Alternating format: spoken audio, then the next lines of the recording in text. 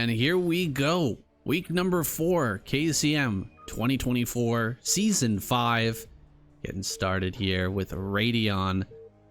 We'll see who the players are in a moment. Got quite the lineup today, Shun. Seems like Zerg is going to be phoning it in a little bit.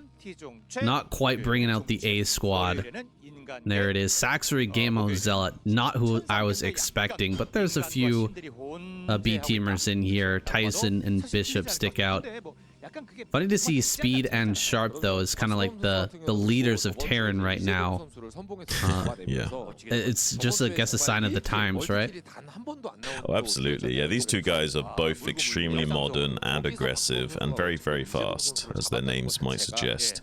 Yeah, it does seem like Terran and Protoss going for a much more mid-range approach with their lineup selection, both Bishop and Tyson being their wildcard picks, whereas Saxory Gamo Zealot is a little bit wild across the board here for Zerg, although Saxory is a very strong macro Zerg, and Zealot is one of the best cheese Zergs in the world, like 50 ways he can kill you. Which one is it going to be? We're going to have to find out. Hopefully he's playing on form today, because he's going to be a required sniper to have any chance of dealing with these guys there.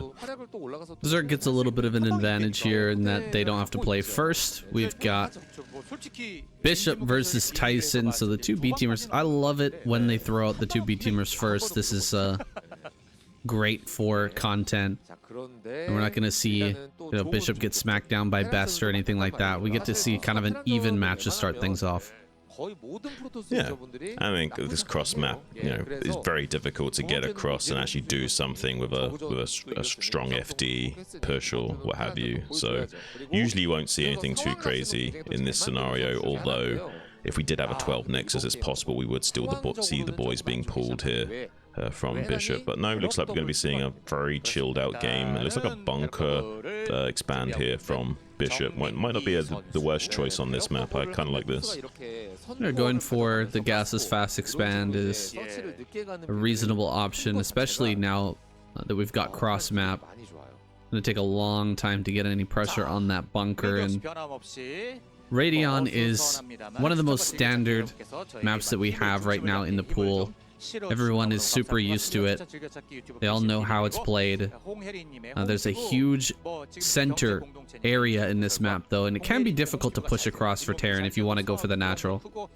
Yeah, I mean, the dynamic is completely shifted. If it's like a horizontal spawns or something, the Terran player can then even expand towards the Protoss player while pushing on the horizontal axis or what have you. So horizontal spawns can be a lot more different on this map, but if it's cross map or vertical, usually there's a lot more space afforded for the Protoss player to navigate around in the middle and circumnavigate any frontal engagements with the Terran player. So we might be seeing a very long drawn out game here for number 1, but honestly, like, if Bishop can get a strong timing attack going, maybe he can still bowl over Tyson in the early game. I'm curious what Tyson's going to go for. Is it going to be like a 2-gate robo and optimize, or are we going to play really safe and go for 3-gate robo? I doubt it's going to be a 3-gate. It's got to be like a 1 or 2-gate tech build here. He's going to have an opportunity to react to what Bishop is doing as his probe finally makes its way over to the front. He's going to see the 2 Marines out in the open here, and that's an interesting scout. You don't really get to see much as Tyson, and he really wants to keep this probe around to maybe take another stab at it, try to get by these Marines, because so far he has so little information, it's really hard to make a call on what to do. Right. Like, say he could try and pressure this bunker and then realize the bad news and that there's no way of punishing the bunker, or he could, like, think that it's a 2-factory push and overcommit to his defense and not optimize his economy. There's a lot of obfuscation that's coming his way now. The range of builds is much wider than he would like. It could be anything from, a greedy CC first to, like, double factory and anything in between. There's so many possibilities here, so Tyson definitely not feeling comfortable in this game so far.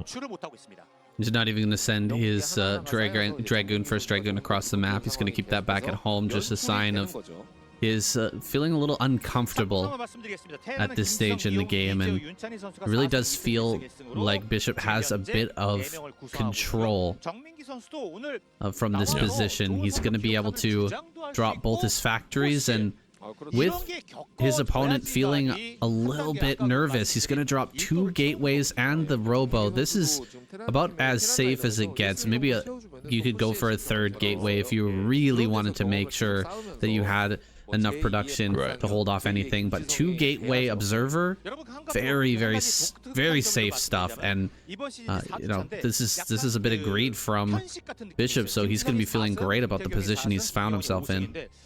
Yeah, once upon a time we saw the 3-gate robo almost all the time. 3-gate obs is the most safe cookie cutter way of playing PvT, but 2-gate obs kind of makes you a little bit more optimized. You know, you can squeeze out more of a, you know, greed and tech and not have to worry about constantly churning out dragoons. But you do want to make sure these 2 gateways are chugging along and maintaining their production time. Just because you got the gateways also means you still got to use them. So sometimes you can still get bowled over by pushes if you don't keep producing dragoons non-stop. But looks like being able to produce maybe just 1 kill out of this effort is not too bad. Wants to get the probe kill in, but the most important thing is just seeing what's going on. So seeing the expansion, seeing what the Terran players actually managed to acquire in this time. We can't quite get into the main base with that probe, so we're a little bit annoyed about that. But now seeing this tank pop out at this time, he's going to have a much better read on, okay, the tank's popping out at just before 6 minutes. You definitely went bunker expand. He's already got the probe over there at the center left. He wants to take that 3rd base. Had he not added an extra gateway, he could have taken this a lot sooner and kind of met greed with greed, but he's going to have to roll with what he can take for now. Just rolling with the punches here. 3rd tank making its way to the front. We haven't been producing non-stop Marines, but there is more Marines being made, so maybe he wants to go with a Marine tank push here, and yeah, he will exit the bunker. Moving forward, 3 Dragoons is all that he has mustered, but he's got a lot of space to micro back here, a lot of room to move and kind of juke this and try to deal as much damage to these frontal units as possible. Yeah, absolutely. Saying, like we were saying earlier, he needs to make sure he's producing non-stop on these 2 gateways. Just because you got him, you need to utilize them. He sees the bad news. It's gone straight into 3 factories, so he wants to be super aggressive early on, or at least allow the ability to put pressure onto Tyson here. And Tyson, inversely, hasn't really been making a lot of dragoons, so he's a little bit skittish, but I also think that Bishop is very hesitant to push out and actually do any committal to an attack, just because of the cross-map positioning, how easy it is to run circles around these tanks and maybe get some skirmishes going. Would be a little bit bothersome for him. He has to worry about this Reaver potentially popping out soon, which would also sandbag any efforts and also do a lot of counter attack potential. So now we're going to be seeing the power scales flipped a little bit, but the Vulture raiding parties coming in with the Dragoons already waiting. Not going to be able to accomplish much. Yeah, this is the big opportunity though, right? As that 3rd base finishes up, the probes have to transfer a long way to the 3rd base, and there is that potential to snipe a bunch of probes. It doesn't seem like Bishop is on top of that though, and the probes managed to transfer. Not even really protecting them well there, Tyson, but getting a little bit lucky in that Bishop wasn't looking for the probe transfer, wasn't able to get any of those snipes. Here comes that shuttle with the speed. At least he's got the speed. There's a Wraith here, but the Wraith can't chase down unless it gets the moving shot perfectly on this. 2 Wraiths, actually. Oh my goodness, the 2 Wraiths are going to snipe that very quickly. Can he get some big kills with this Reaver, though, before it gets taken down? 4 kills on that, 5 kills on that now, but it does fall. Not too bad of a cleanup there for Bishop. I have to say that was almost one of the better scenarios there for Bishop, considering he didn't even bother trying to hunt down that shuttle earlier on. Really well done that he just happened to have like the Wraiths popping out in the flight path of that shuttle right on time. Will make the defense much more simplified for him and allow him a very cost-efficient counterattack while pushing up into 5 factory. So now we're going to see like 7 or so tanks rolling across the map, much like a Bishop on the chessboard, just diagonally coming across now to Tyson, trying to see if he can put him in a little bit of check. I like that reference. I think that Bishop is actually going to be going for cloak on these Wraiths. He added the put the add-on on that starport, and he's made more Wraiths than most Terran players would. If he goes up to 3 Wraiths with cloak, you can snipe these shuttles incredibly fast, and it's so hard to engage this army if you don't have air power, if you don't have air control, and you can't drop zealots on top of this tank. He's gonna go after this first shuttle. He doesn't have the cloak yet, but he's managing to pick this off. And he gets the Reaver as well. Oh my goodness, this is starting to get really one-sided for Bishop.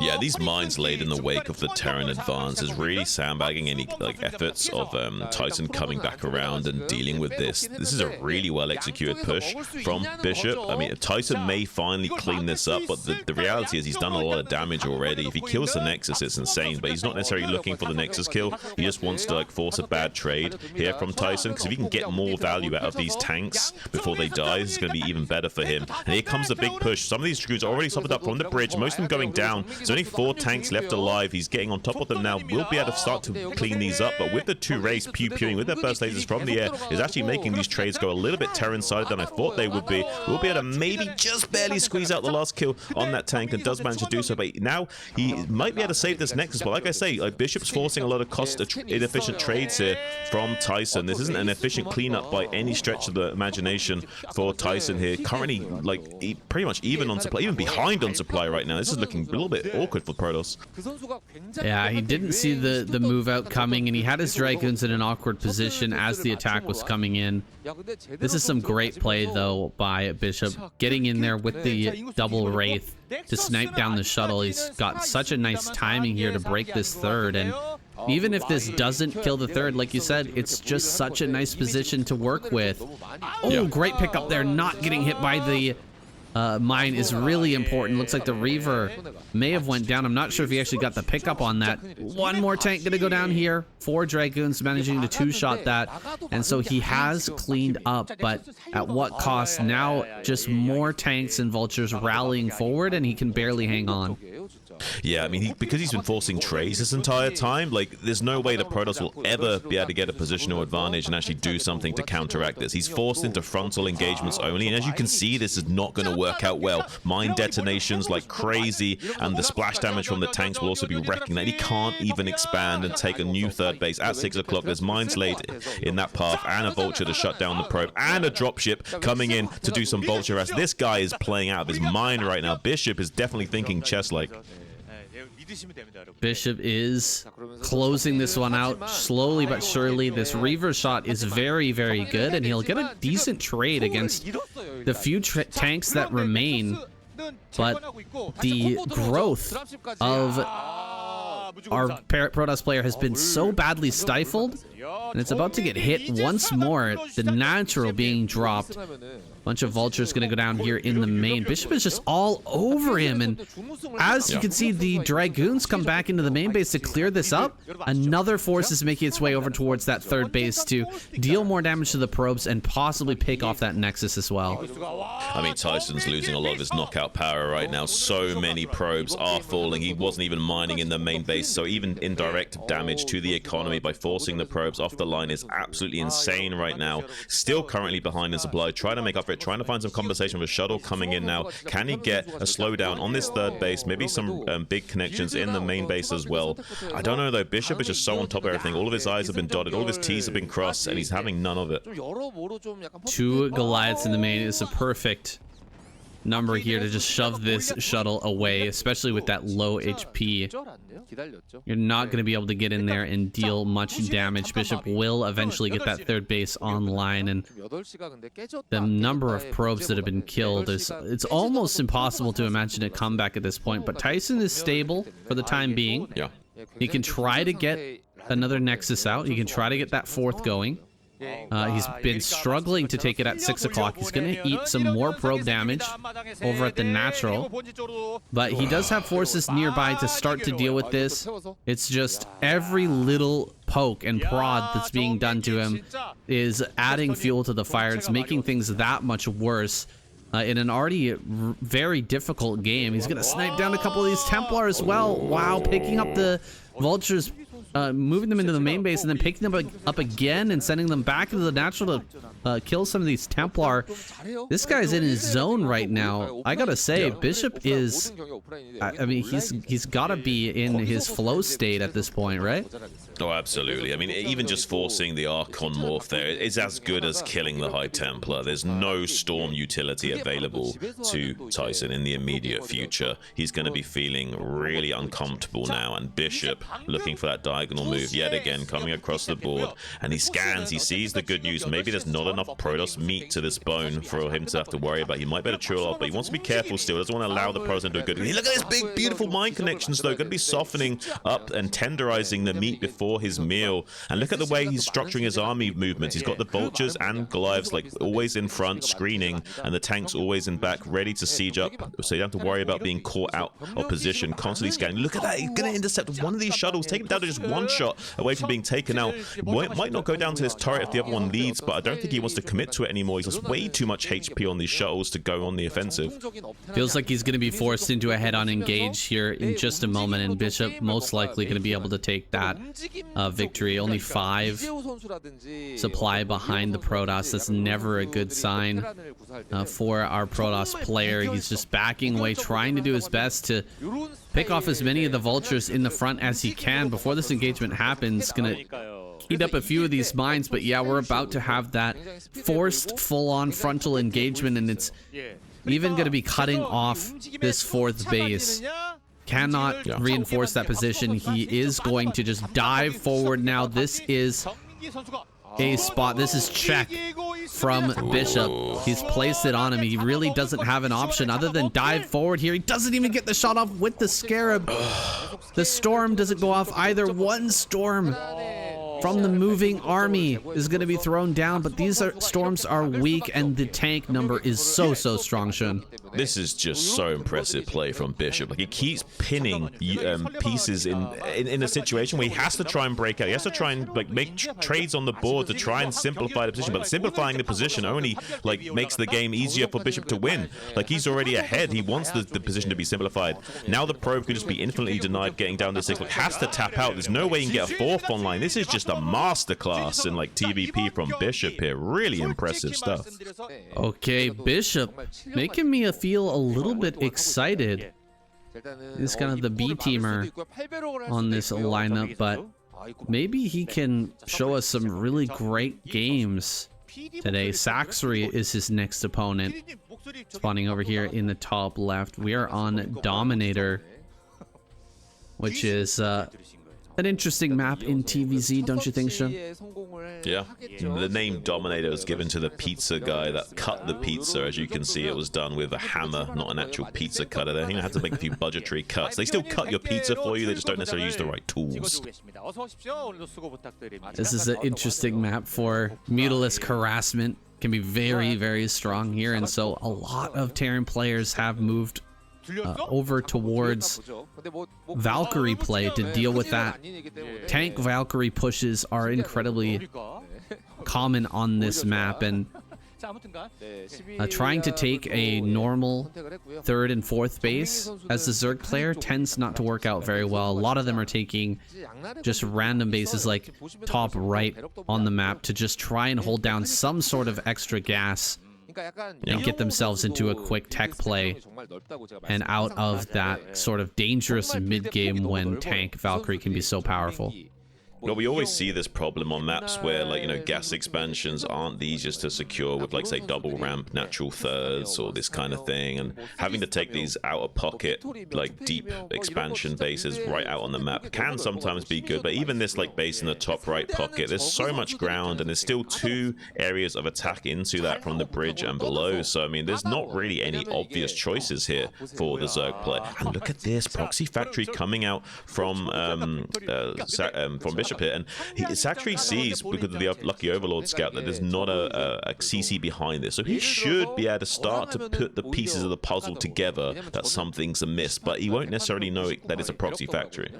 A little bit hard to decipher that. Seeing that there's no Marines is usually the biggest tell, that Marines are not continuing to build, but he's actually still building Marines, just that CC is so late. Alarm bells have to be ringing. Will he start a sunken colony? He's going to have to start it very soon, because the vulture will actually come way before it would regularly if a factory was inside the main base. Yeah, well, the CC should be have dropped like any second now. In fact, it should have been like 10-15 seconds ago. But he had the SCV here to kind of make it look like he's just doing a slightly delayed expansion. So it's still a normal timing, but he's just slightly delayed. So now this might throw Saxry off. Because now this it didn't get. Okay, he makes it. For a second there, I thought he wasn't going to make it. Okay, he does make the creep more or less on time, but honestly, I don't think it's quick enough. I think with the little delay, like there might be like a 5-10 second window for this vulture to abuse and actually get in here. I think so. Yeah, the SCV there blocking for that amount of time, and then the missed click there. I don't know what happened exactly, but he wasn't able to set up that sunken colony immediately. Maybe there wasn't enough money. Oh, the surround though. He gets the surround on the vulture, and now the sunken colony is up. Only one drone went down there, and I thought that was going to be so much worse. It seems like he wasn't feeling confident in his ability to manually click on Zerglings to get into the base and just wanted the guaranteed economic damage. It's not too bad, I guess, but it's a little bit unfortunate because it's a big missed opportunity. Pulling the drones off the line and losing one drone is a little bit of economic damage, but not necessarily enough to recover from committing to the proxy factory, although he is transitioning into a 2-port Wraith. If that slowdown of the economy was just barely enough for Bishop here, maybe the follow-on attack was over. 2 vultures coming in without speed. Now tried to go for the link target fire, but Saxry's ready for it. He actually slips through the drones. That's actually crazy. Now he's going to lose at least one more drone in the main base with target firing. He has Burrow, though. He has Burrow. This is crazy. This is the kind of Zerg you want to be having on your team. He gets Burrow this early on. Now he's going to be safe to the Wraiths. Now he's going to be safe to this vulture crazy. He's target firing the lava instead, which is a great option because it does take 2 shots to kill these eggs, even with the armor. So this is a crazy situation. With only 15 HP on these lava and 10 armor, you can still 2-shot them with the vulture here. So honestly, I think this is a great play from Bishop. Even though he's not necessarily getting huge economic damage, he might have slowed down Saxry enough by taking out these lava. Ooh, yeah, it's gonna be difficult to get enough mutas out to deal with this, and I'm not sure if we don't have any add-on back at home right now. 2 overlords die immediately, going after the drones now. Oh, he will get 1 drone. He's already gotten the drone in the main base, and no add-on, so no cloak just yet. I guess about 3 mutas can pop out because of all the damage that's been done to the larva. There's the first muta in the main. A few pop out here. 4 mutas total, so definitely enough to push back the Wraiths, but still, this has been a lot of damage. Honestly, the Burrow is the saving grace. Without Burrow, Saxry's just dead in this game. But we have a much more playable game state because he did get Burrow. Most of the drones were saved. Even though he lost a little bit of lava and a little bit of drones, it wasn't too bad. There's still a much more playable game state than it could have been. So who knows? With some good micro from Saxry here, maybe he's still trying to push the issue. Even though he's not going to accomplish anything with this is just to slow down the Mutalist counterattack. Give him time to build up a few more Wraiths. Maybe he can get enough power scaling going that he can come in here and start one-shotting drones with 5+ Wraiths. Then things will change. He's trying to sandbag as much as possible, making him chase down these vultures in the main base here while these Wraiths start to come into natural expansion. Trying to deal some damage there, but not getting any kills. Once again, that Burrow coming in clutch. He's continued to just build pure Wraiths. Now, I was thinking about the natural wall-in being pretty darn smart for Bishop earlier. This is a great way to kind of obfuscate what's going on the map, and to make it seem like he's going for a completely different play. Wow, that's a lot of Wraiths. But now this is 2 supply depots and a barracks that's just kind of sitting out in the middle of nowhere. If he gets some control on the map, if Saxry is able to bring mutas over here, that's a pretty big loss to lose both those supply depots on one base. Yeah, but if he brings the Marines all the way up to outside where the sunken is and uses the Marines as point defense, then the power scaling changes dramatically, and actually the Wraiths and Marines should be able to outmuscle the low count of mutas in the air. So actually I'm a little bit concerned for Saxry right now. Using the Marines as point defense with the Wraiths completely changes the trades. This is going to be an insane engagement. What, 12 Wraiths are coming up to the front? Yeah, it's a lot. No cloak at all. I don't think he can build a bunker out here, but he is going to hold position those Marines, like you said. The sunken colonies, you can't beat these sunken colonies with no stim, no medic Marines, but at least he can stand here and just let the Wraiths try to deal with those for him.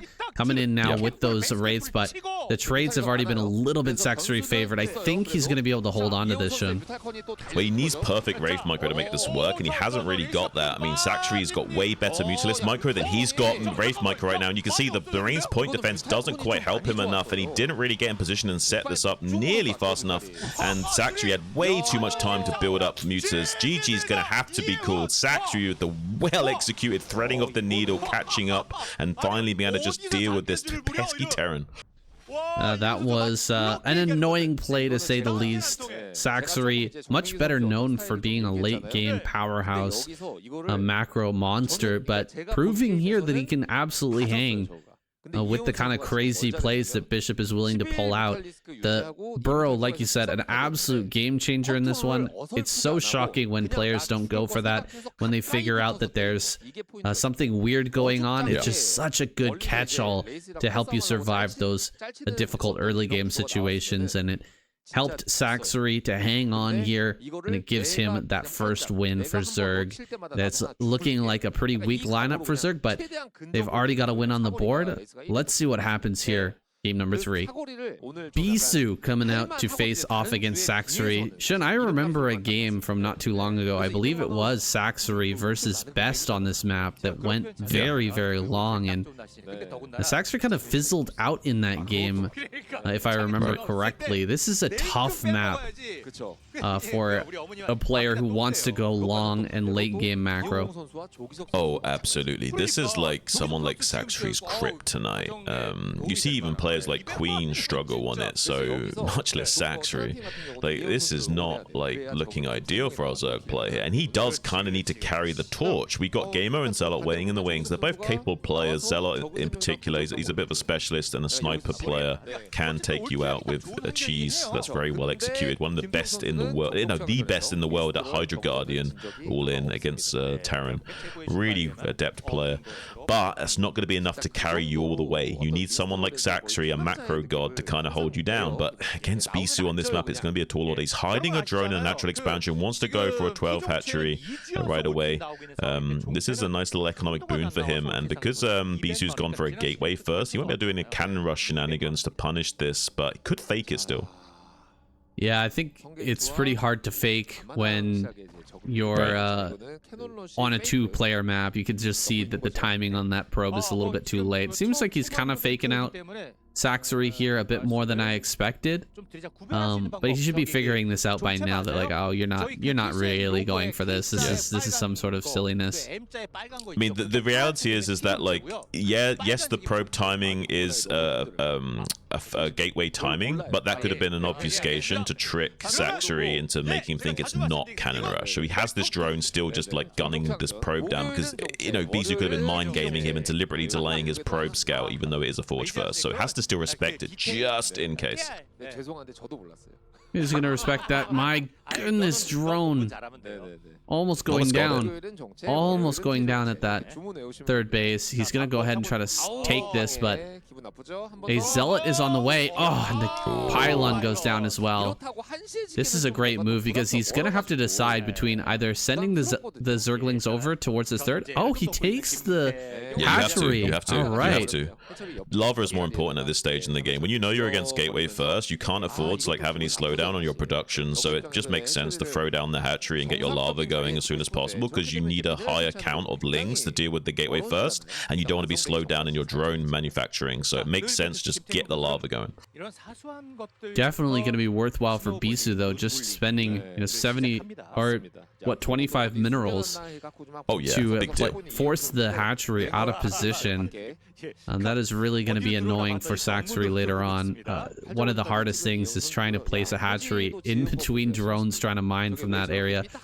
Very annoying stuff to deal with, but that's not going to come up and be a factor here for a little while. We'll see if Saxory wants to do something crazy. Maybe he wants to like ling all in from an uncomfortable position like this, it can be really tempting.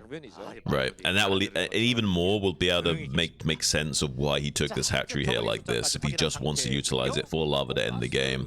And looks like we might be seeing that. We do see link speed on the way. At the very least, we could be seeing a delayed Hydra Den being thrown down now to finish him off with Hydras, but I don't think so. I think this might just be a Ling all-in. Oh no, it's gonna be a Den. Okay, it's gonna be a delayed Den. Oh, I thought this might be the play, just to go speed into delayed Den. This is actually not a bad idea from Saxury, and actually might actually confuse Bisu and kill him. Not going to be able to mine much out of this third hatchery, but at least he might be able to get a few minerals off of that. And he won't have many drones mining there anyway, so it won't make too much of a difference. And maybe 2-3 drones mining over there as the 973 comes into effect.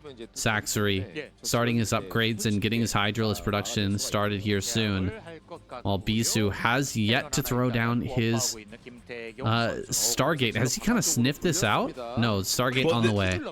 Bisu's making a big mistake. He's taking the cannons on top of the wall. That means that Saxury doesn't need range upgrade on these Hydras to finish the game. He just needs Speedlings and Speed Hydras to get on top of the wall and gun down these cannons. So this could be a little bit of misplay from Bisu trying to protect his forge. Does have counter potential going onto the third base with 2 zealots. Maybe can get enough economic damage here to make up for it. But I don't know. Like, there's a risk here that he could just get bowled over by Saxury by putting his cannons so close to the wall.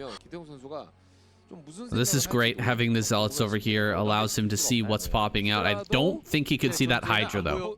I don't think he was able to see that. And so, I mean, a normally placed hatchery, he would have been able to see that, which is kind of hilarious. Forced that hatchery off to the side, and now he can't see the Hydras popping out. These Lings are just going to stay here and wait. I think he's even lava tricking all of his lava to the left of the hatchery to make it even harder for those zealots to ever spot anything that comes out of them, which is really funny. I think he'll have to pull the drones away from this base, but it'll be fine. He can keep the income rolling well enough to just pump out Hydralisk, and he's coming in. Gonna fight these few zealots in the middle of the map. The surround is very good.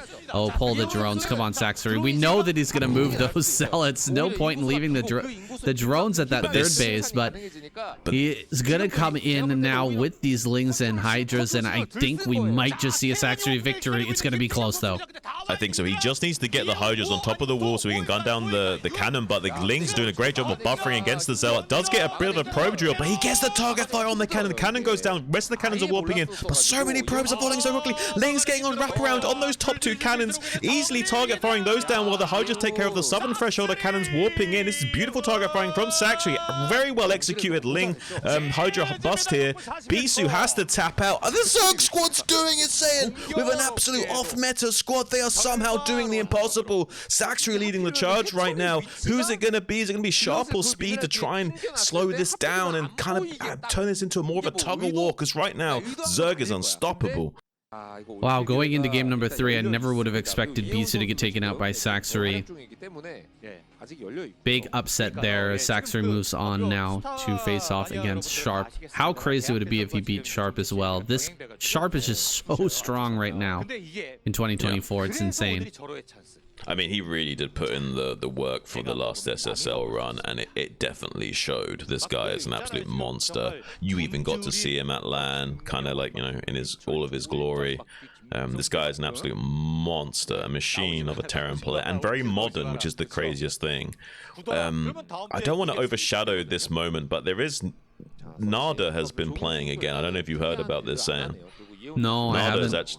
Nada's actually back, and Nada's like the old school Bonjour of Terran. He was the one that took the mantle after Boxer before Flash, and is besides Flash one of the only guy that has an MSL and OSL title, and at the same time. Really crazy stuff.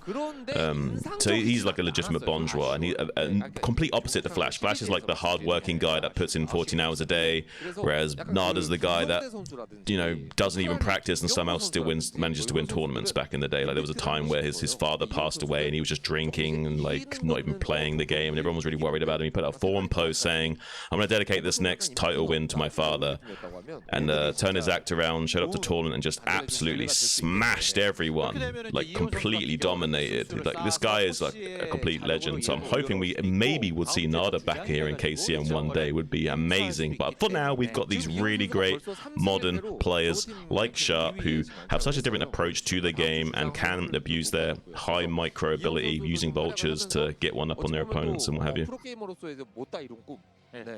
There's been so many great players making their way back into the scene recently. I just casted for GG as well, who's playing on the ladder once again and hitting some pretty high ranks, but that's just the state of things, guys. This game is not going anywhere, and as we continue along, the history of StarCraft is broad and deep, and it has many more surprises for us in the future, I'm sure. Yeah. Saxery here, getting his hatchery up. Sharp opening with the wall. Everything looking just like a 2024 game. Of course, the styles are changing, always adapting to the new metas and the new maps, but this, I think we've firmly established, is the best way to play Terran versus Zerg in the current meta. It does seem that way, yeah. I mean, there once was a time was people making arguments for different styles, you know, and honestly, like maybe there is a bit of credit to some of those styles, but honestly, in the current meta, you need to be in the driver's seat. And the only way to do that is to like really streamline your early game tech, and that's what we see both players doing here. Really fast teching builds. The 2-hatch muta build is one of the fastest teching builds without completely throwing your economy away. Does manage to get into the main base with the Zergling, sees what's what, sees exactly that it's not going to be a 2-Rex academy, knows exactly how many lings he needs to make when and what he needs to worry about. So nothing really too crazy here for Saxery. He's just going to be doing his own thing, just min-maxing his own build now that he knows it is the +1 rush. But yeah, both players just optimizing their tech like you usually see in the meta. Very interesting position on that Spire, dropping in the natural. I think he just wanted to drop that out of vision of the SCV that was in the main, and so kind of obfuscate what's going on. The third hatchery over here as well, far off to the left-hand side. He may be looking to hide some tech with that. Maybe an evolution chamber? Yeah, possibly. Yeah. That's the first thing that comes to my mind when I see a hatchery placed that far off. Right. I mean, you could argue that maybe he just places it there as like a, he always does that because sometimes he likes to hide his tech. But yeah, I think you might be right. I think it's more likely that he plans on going crazy Zerg, and he likes to go crazy Zerg on this map sometimes. So 100% I think we may be seeing an evolution chamber being thrown down in the next few minutes of the game. Usually you'll see it in the next minute. If it's going to be a really fast, crisp, crazy Zerg, it's around 620, 615, 630, depending on how optimized your build is and what the game state and the early game shenanigans. So yeah, we could be seeing that thrown down very quickly here in the next minute. Yeah, you hit that Mutalist timing, then the evolution chamber needs to come up shortly after that. It's also possible that he hides his Hydro Den and Queen's Nest over there to just obfuscate the transition and the timing on that. Hasn't sent out another drone just yet to go and try to take a third base, but I think that's going to be coming out here pretty soon. Triple gate or triple barracks in the main base. Sharp is going to be pumping out a huge amount of Marines, but the most important thing, there it is, evolution chamber at 6 minutes. Really crisp timing there for Saxery. The most important thing for Sharp to find out is that there is an evolution chamber coming, so that he can immediately get into that +2, try to get his science facility out so that he doesn't stall on upgrades at all. Yeah, Sharp gone a tiny bit light on turrets here, trying to mainly utilize the Bioforce. He's gone 2-1-1, because usually want to put 2 turrets towards the closest to the Zerg, and then 1 turret in the production and 1 in the base that's furthest away from the Zerg, so obviously it takes longer for the Mutas to reach that. We saw Saxery trying to abuse that by going into the main base, but Sharp just on top of everything, had the Bio Ball ready to not let any weakness be exploited. Now gone up to 7 Mutas though. We'll start to see these SCVs sniped one at a time by the Mutalist stack, and maybe get one of these turrets, but I seriously doubt it. That turret positioning is very hard to kill with this small amount of mutas. The repair will come in. Yeah, diving in here doesn't seem like a great idea. He's gonna lose 1 muta, and 1 almost dies as well. This is a little bit scary. He's gonna have to start throwing down Sunkens maybe a lot earlier than he would otherwise. See a lot of drones pop out, and they're gonna go right to work building these sunken colonies. This is a little bit too early, I feel. Saxry would much rather hold off with just some mutas so that he can get that drone saturation up a bit better and get all these upgrades rolling before having to invest into a ton of sunken colonies that is natural. Well, even if he hasn't scanned the evolution chamber, I think seeing that many sunkens must make him think that it's crazy Zerg. He's like, okay, you haven't got a transition that you're worried about. You're not even going all in mutas. You just want to tech heavy here. So these 4 sunkens must mean you're going some kind of crazy Zerg shenanigans. It could also be like a Guardian rush. That is a potential here, but he's probably is thinking crazy Zerg from Saxry. But Saxry only on 2 gas, not going to have the same kind of explosive. So he needs to get good trades here. He's trying to exploit this high ground to see if he can clean up with a little bit of Ling help from the low ground, but with good target firing is still shredding some of those Mutalisks. Still has 9 of those in the air, but so far so good for Saxry, thinning out the herd. And now Sharp has, you know, kind of been dulled a little bit and hasn't still scanned that evolution chamber. At least I've not seen him scan that evolution chamber, so I don't know if he knows for sure, but I have to imagine he's thinking about it. There's no way he's not thinking that this could be crazy Zerg, right? No, absolutely not. I heard a second scan, but we didn't get a shot of that. Whether or not he saw it in the main, I believe he did. There's the second eBay and the science facility at the same time. Pretty standard when you know that your opponent's going crazy, so you got to get those upgrades rolling.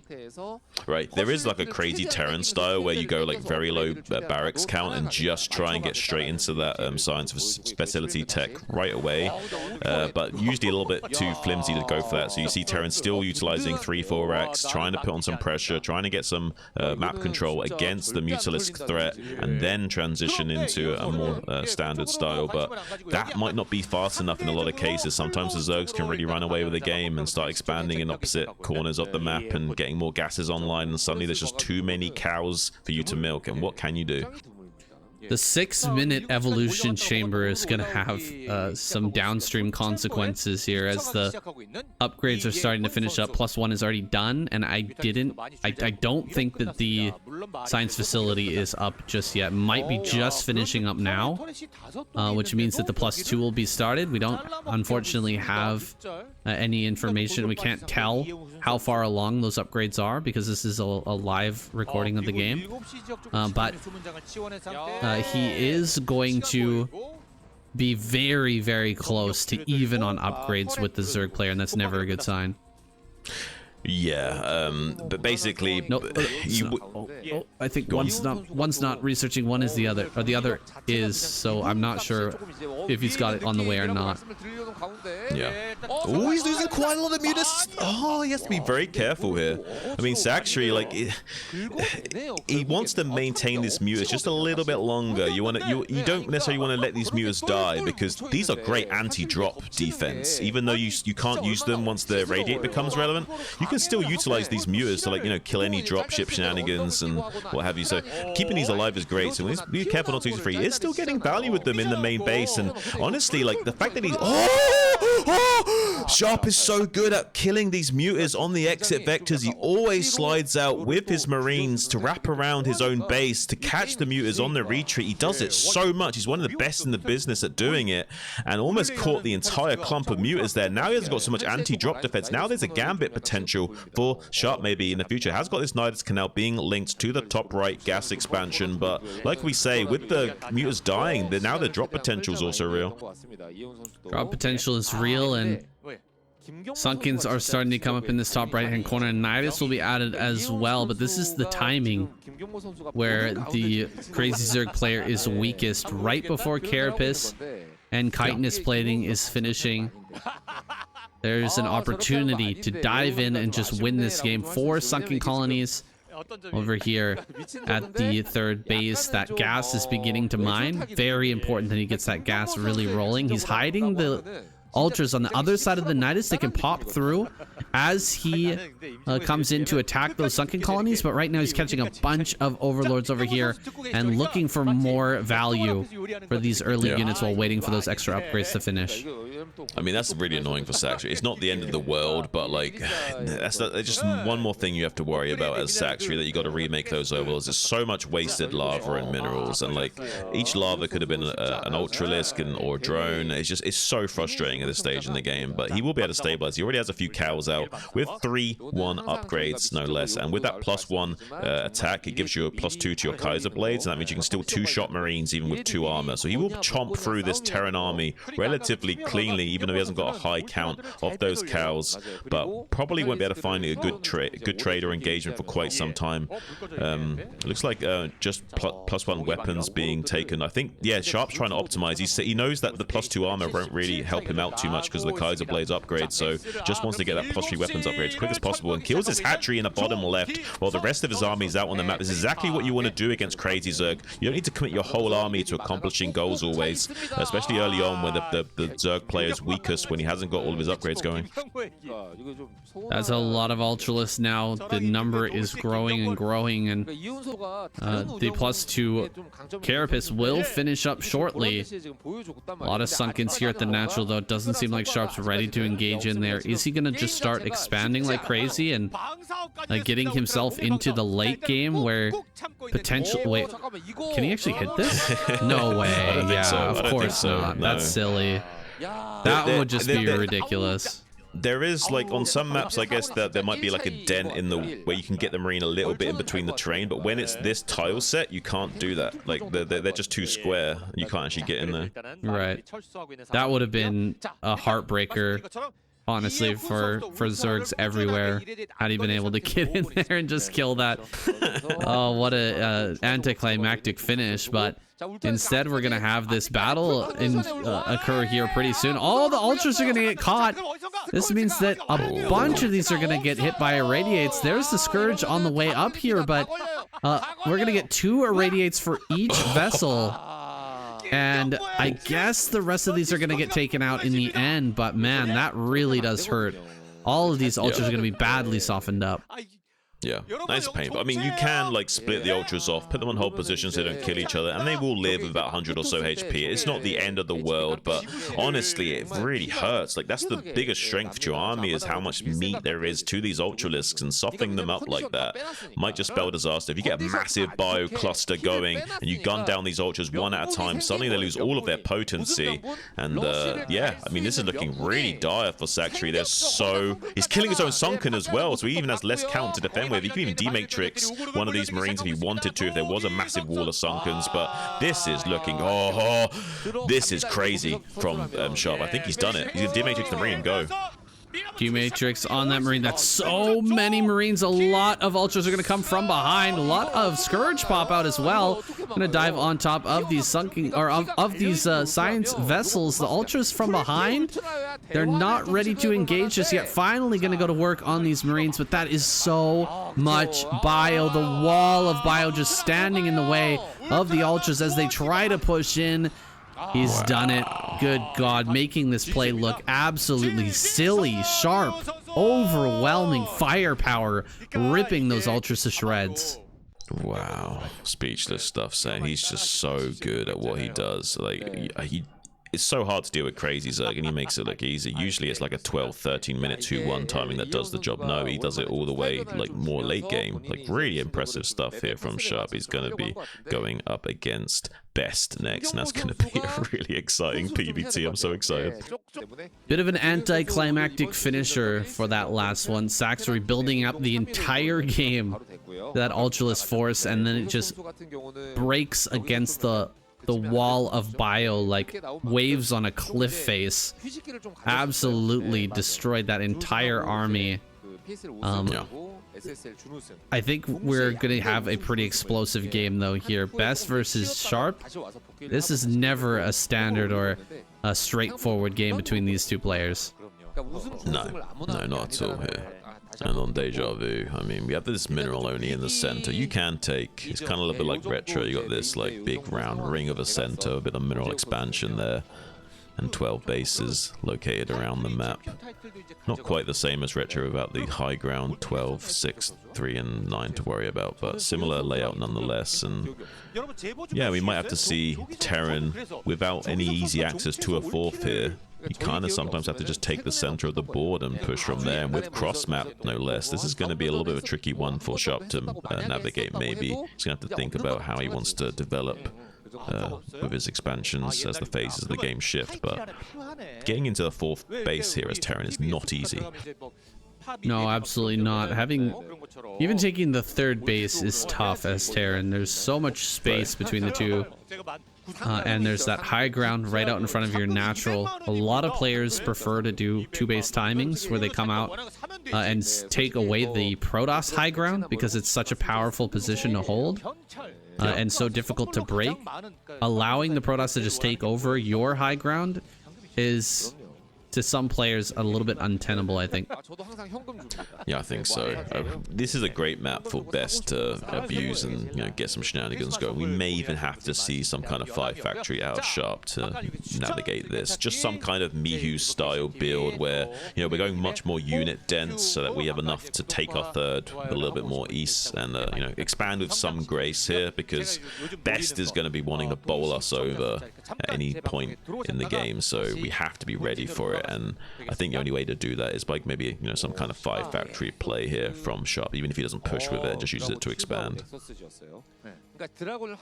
Yeah, 5 factory in the mid game might be a strong option. I'm looking to Sharp to see what kind of cheeky early game push he might come up with. He wants to do some sort of Marine Vulture tank craziness to try and throw Best off in the early game. I think that can be a great way to seize the initiative away from a player like Best, and then allow yourself to kind of, or not allow yourself, set up some sort of obfuscation to where Best can't really calculate, okay, I can just get in here and bust now, because he's not got the timing of the game. He's not got the rhythm of the game. Everything's been thrown off. The times have been thrown off so far in his head. It might be possible to hold on against him. Oh, this SCV slipping by. One miss shot there from the Dragoon as he chases behind this SCV, but he's going to get a full scout, seeing just about everything. Wow, that SCV sliding right on through that probe. It was sent back there to block, but he may even send this down and spot this robo down here. This is great. This SCV has a combat roll ability, saying he was just like rolling past units left, right, and center, getting into that main base. That was really impressive scouting, identifying everything, the whole tech tree. So now that he knows the whole enchilada and sees the timings, everything, he can be both safe and aggressive now, knowing what he has to worry about, and we'll be able to optimize to deal with that. Honestly, like, it's still cross map. He still has to respect that fact. It's not an ideal situation or game state at all. It does complicate things. You'll be seeing probably a 2-gate robo initially from Best to give himself a strong pillar of support going up into his usual 3-base shenanigans where he just wants to bowl you over with shuttles, zealots, dragoons, and try and get that early game just monstrous slam. And usually you can't do much about it as Terran. Even if you seem to have an unbreakable position, it somehow seems to get broken. Best is just one of those guys that has that King Kong like strength to just rip through chrome steel strength chains. Yeah, he's going to be taking the safe route here by adding on that extra gateway. And in fact, a 3rd gateway comes down. 3-gate goon. I think this is a smart play. It would be absolutely insane, in my opinion, to try to cut corners against Sharp in the early game. He's so aggressive so much of the time. He's gonna end up slipping a vulture by somewhere, and you're gonna regret it. So I like Best adding on that extra gateway. It's going to slow down his 3rd base a little bit, but it's going to allow him to pump out enough Dragoons to manage any sort of weird situation that Sharp may try to put him in. Yeah, you need at least 2 gateways. 3 would be like most safest thing in the world, but 2's enough. 3's amazing. Is to be safe against any kind of aggression coming out of a Terran play here. And Sharps is extremely annoying. Probably more active than most players with his vultures. Having 3 gateways like this, it's so good for Best. He always be careful. The vultures actually might swing around the back of these dragoons and getting the probes come off the line to try and drill on the ramp, but it doesn't matter. Too many losses will still be sustained. This is crazy from Sharp. How he does this, I do not know. The star sense is just unparalleled. The way he's able to find these tiny little windows to exploit, I don't get it. I just don't get it, Sane. It's absolutely insane. Meanwhile, a counterattack going on in the natural expansion. Mine detonating one of those Dragoons should spell a little bit of a disaster to kind of slow that roll a little bit. But two extra Dragoons come in, and now the two tanks have a little bit of a task ahead of them, but not really. The SCVs repairing and siege mode on the way should be okay. But the Dragoons get one big volley on the tanks. He gets one of the tanks. That's absolutely crazy, Sam. Nice little win here, but does get the siege on the cliff. Needs to back up with these Dragoons so he doesn't lose them. But that is a pretty good early win for Best, although Crisis was avoided for Sharp. Didn't lose too much there. Just one tank is not too bad. Getting a lot of probe kills. Yeah, what happened there, guys, is that as Best was moving across the map, he saw the vultures run by. He saw the speed, and he knew right off the bat that siege mode was going to be late in that circumstance. You can't get siege and speed and mines all at the same time, so he knew that with the speed and mines done, there must be a bit of a gap in the defenses. He tried to make something happen there at the natural and just allowed rallies to handle the vultures that came into his own natural, but I would definitely say that you're right. Sharp took the better engagement there. Got more probes, or I mean, he didn't even get any SCVs, but he got probes and he didn't take too much damage at his natural. His position is looking fantastic, and Best is just going to sit here and get into his third base. Will he be able to crack Sharp? Will Sharp get a little too greedy and not add on enough factories to make this push work? I don't think so. He's adding on 5. Yeah, nice. Yeah, you want to see at least 5 factories here. I mean, you could go a little bit greedy and go 4, but I think that's too crazy. You know you're against Best. This is... King Kong actually doesn't seem to almost do it justice. Do you know what I mean? Like, he's like... Not even like the original King Kong. He's like the King Kong versus Godzilla kind of King Kong. You know, he's like even more powered up to stupid levels of I don't understand how he breaks through some of the Terran defensive formations we've seen in previous history. These players almost seem to have like a sixth sense in this game. I think Star Sense is actually a real thing. I think somehow saying like these players are developing like psionic abilities, and I think that maybe the aliens are starting to look at us because the Zerg have realized, oh no, the Terrans are finally starting to develop psionic abilities. We need to quickly go and devour them, get their biomass so we can actually deal with the Protoss. I think that's what we're seeing here. We're seeing history. Like the real world is just a simulation to figure out how Terrans got that psionic ability in the begin with, Sam. Well, what we're really seeing now is 6 factory play from Sharp. He wants to follow up his early damage on all of these probes with a very crisp 6 factory attack, like you were saying, kind of Mihu-esque push across the map. Look at all the gateways, though. Best is taking this super serious. He's not adding on too many probes. He's not getting super greedy. He's got that third base. He's just mining what he can and getting as many gateways and units out as possible. Sharp, he could throw Best for a loop here by just taking a third behind this with 6 factories because that was spotted. The observer got in and saw that 6 factory was on the way, but I don't know. I think this might still be on the table for Sharp. He might still go for this push, and I don't know if Best can hold on against this. He's got 20 supply advantage, but he's going to need a lot more than that. He just needs to sandbag the push for as long as possible, maybe force a couple of sieges, but Sharp knows that. He just wants to keep rolling, have these tanks on attack move, and using their base arc-like cannons to just keep the damage rolling out, and maybe better circle around all the way, but here comes Best with more and more rallied units. He wants to set up a bit of a kill move, see if he can box in these Terran units on the west here, or go for a counterattack to cut off reinforcements at the very least. This is looking maybe a little bit worrisome here. Sharp has got a spot on mine, though, so he does see these units coming down. Now needs to make the tactical decision to retreat here, but this is looking awkward now that the army is wedged out of formation. I don't know, like Sharp can still keep all of his army alive, but he has to be very tactical, keep it as low to the south as possible, siege up on the way back, almost like pushing towards his own base, and then rejoin of his rally point, and then push vertically upwards here, see if he can force a head-on engagement. But I think that Best is going to keep playing like footsies with him in the middle. That's a great move by Best. Moving around the army and just delaying things by so much. simply with the threat of a counterattack and not even the counterattack itself. Now going to come forward and clear out some mines here over by the natural, set up to cut off reinforcements, and again forces Sharp back. Sharp is starting to build up money actually in the bank, and he's getting a little bit frustrated. You can tell he's just going to try and run up here and push back these forces, this counterattack force, as best he can. The unsieged tanks are actually doing very well against this smaller force from Best, but Best has delayed by so much. The supply differential has extended by up to 30 now. It was 20 when this push initially came out, and it's gonna just get wider and wider, that gap, as Best pumps out more and more units and prepares to break this push.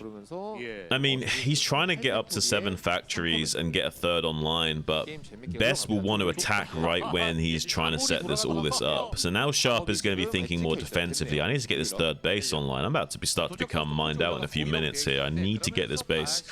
Best is going to start expanding like crazy, and he's going to try and look for a kill move now that Sharp is trying to take this third base. Yeah, he's tentatively holding this high ground for the time being. Best looking towards top right for another base to take. Oh, not able to stop that probe in bottom left either. That's really brutal. The DT there on the ramp actually coming in super clutch. The longer he could delay a probe from getting into bottom left, the better for Sharp. And Best expanding in 2 different directions. He's really making it hard for Sharp to make a good decision about where he actually wants to push. Now Templars are out, Storms are out, 7 factories done, and the third base is starting to mine, but Sharp has delayed his upgrades by a lot. He's just now getting his starport on the way with 1-1 sitting on these units for quite some time. I mean, he is going to have a very difficult moment here. Oh god, this DT in the middle. Ooh. That was some great damage. I mean, he's not got the APM to repair all those tanks up right now. Like, they're just going to have to be red, and they will die very easily in the next fight. This is a crazy game we're seeing from Best. He's got his, like, bowler cap on right now. He's not, like, you know, dumb ape Best. This is really smart thinking, future armor monkey Best. Sharp has the 170 supply necessary to hold on against a push like this, but the tanks at the front line are so badly injured they go down incredibly fast. Templar are going to start to throw down their storms as well. Great snipes on the Templar. Meanwhile, the attack just going ahead over towards that third base. Sharp is going to have to lift and run if he wants to save that, because Best is breaking through. His army is stopped, but the sort of auxiliary force heading over to the center right is going to deal with this command center. Dude, Sharp is falling apart.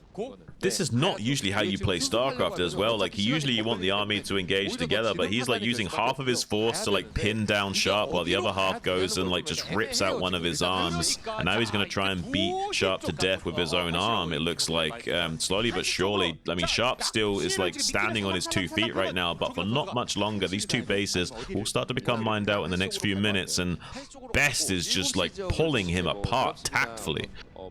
This is a pretty good move by Sharp, you know, moving up towards the top right and leaving mines behind his army to deal with this kind of trapped force over in the center right. A lot of SCVs are actually long distance mining over in that center right. Oh my goodness, the storms are so good. He's out of range now of these cannons, and it's being delayed quite a bit, his attack into this base.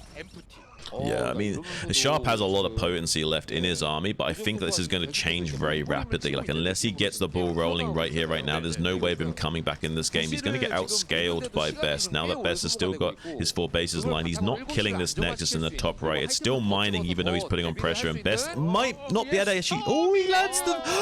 Okay, he does manage to get the storm off, so at least we'll kill some units for that. Did get some compensation. Now, though, cleaning up the army on the front lines is Best. Looking better and better in supply as time goes on. There's 1-1 upgrades from this like low-tech style. We're starting to like see problems now. Can't quite get efficient trades without a massive monstrous army to work with. Does get the vultures in on the top right though. Going to be siphoning off a lot of those probes. So a lot of the economy now being crippled for Best for the time being to kind of try and squash him for at least the moment here. But I mean, Sharp's about to be mined out, and we're taking the bottom left as Best. We're not too worried. Coming in now with the Dragoons on the southern threshold of this donut, or more rallies of units coming out.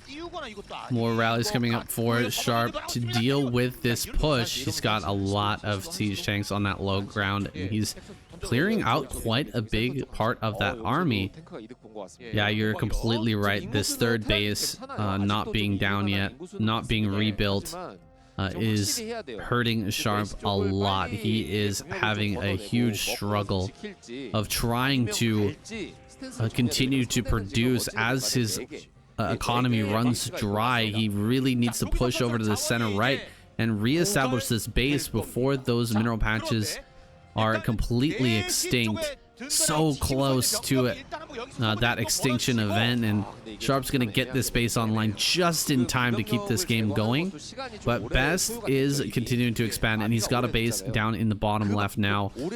I don't know, was that enough damage? Was that enough kills on the probes in top right to slow down Best enough to make this a win? I guess he's ahead in supply now, so maybe it is. I mean, he's alive for now, but this is the gambit that's really going to matter. Do we get something done with any additional drop plays or not? He's made the game somewhat playable, has Sharp, but he still has to do a little bit of work now. So if he can get like if this is like tank and 2 vultures, maybe something could be done here for Sharp in the bottom left. And it is going to be tank and 2 vultures, so I think maybe this gambit could buy him some time. I mean, Best is going to come with his whole army, or at least half his army, to come deal with this. But look at this, he's still finding value on the front lines with some dragoons. So if his whole army was coming down to deal with this, I would say this is a pretty good gambit from Sharp. But the fact that he's still killing tanks out on the map with dragoons while this is going on, I would say this is a little bit fruitless. Surprising to see Best not try to take more bases on the high ground, like top right. He's actually going to take the natural again. He's clearing up some tanks over on this high ground, but that army is looking absolutely undeniable. So many tanks over there at the center right. It's super necessary that he keeps that alive, of course. That is a huge commitment of tanks, though, and it's about time for Sharp to start to move out and put some pressure on some of these bases.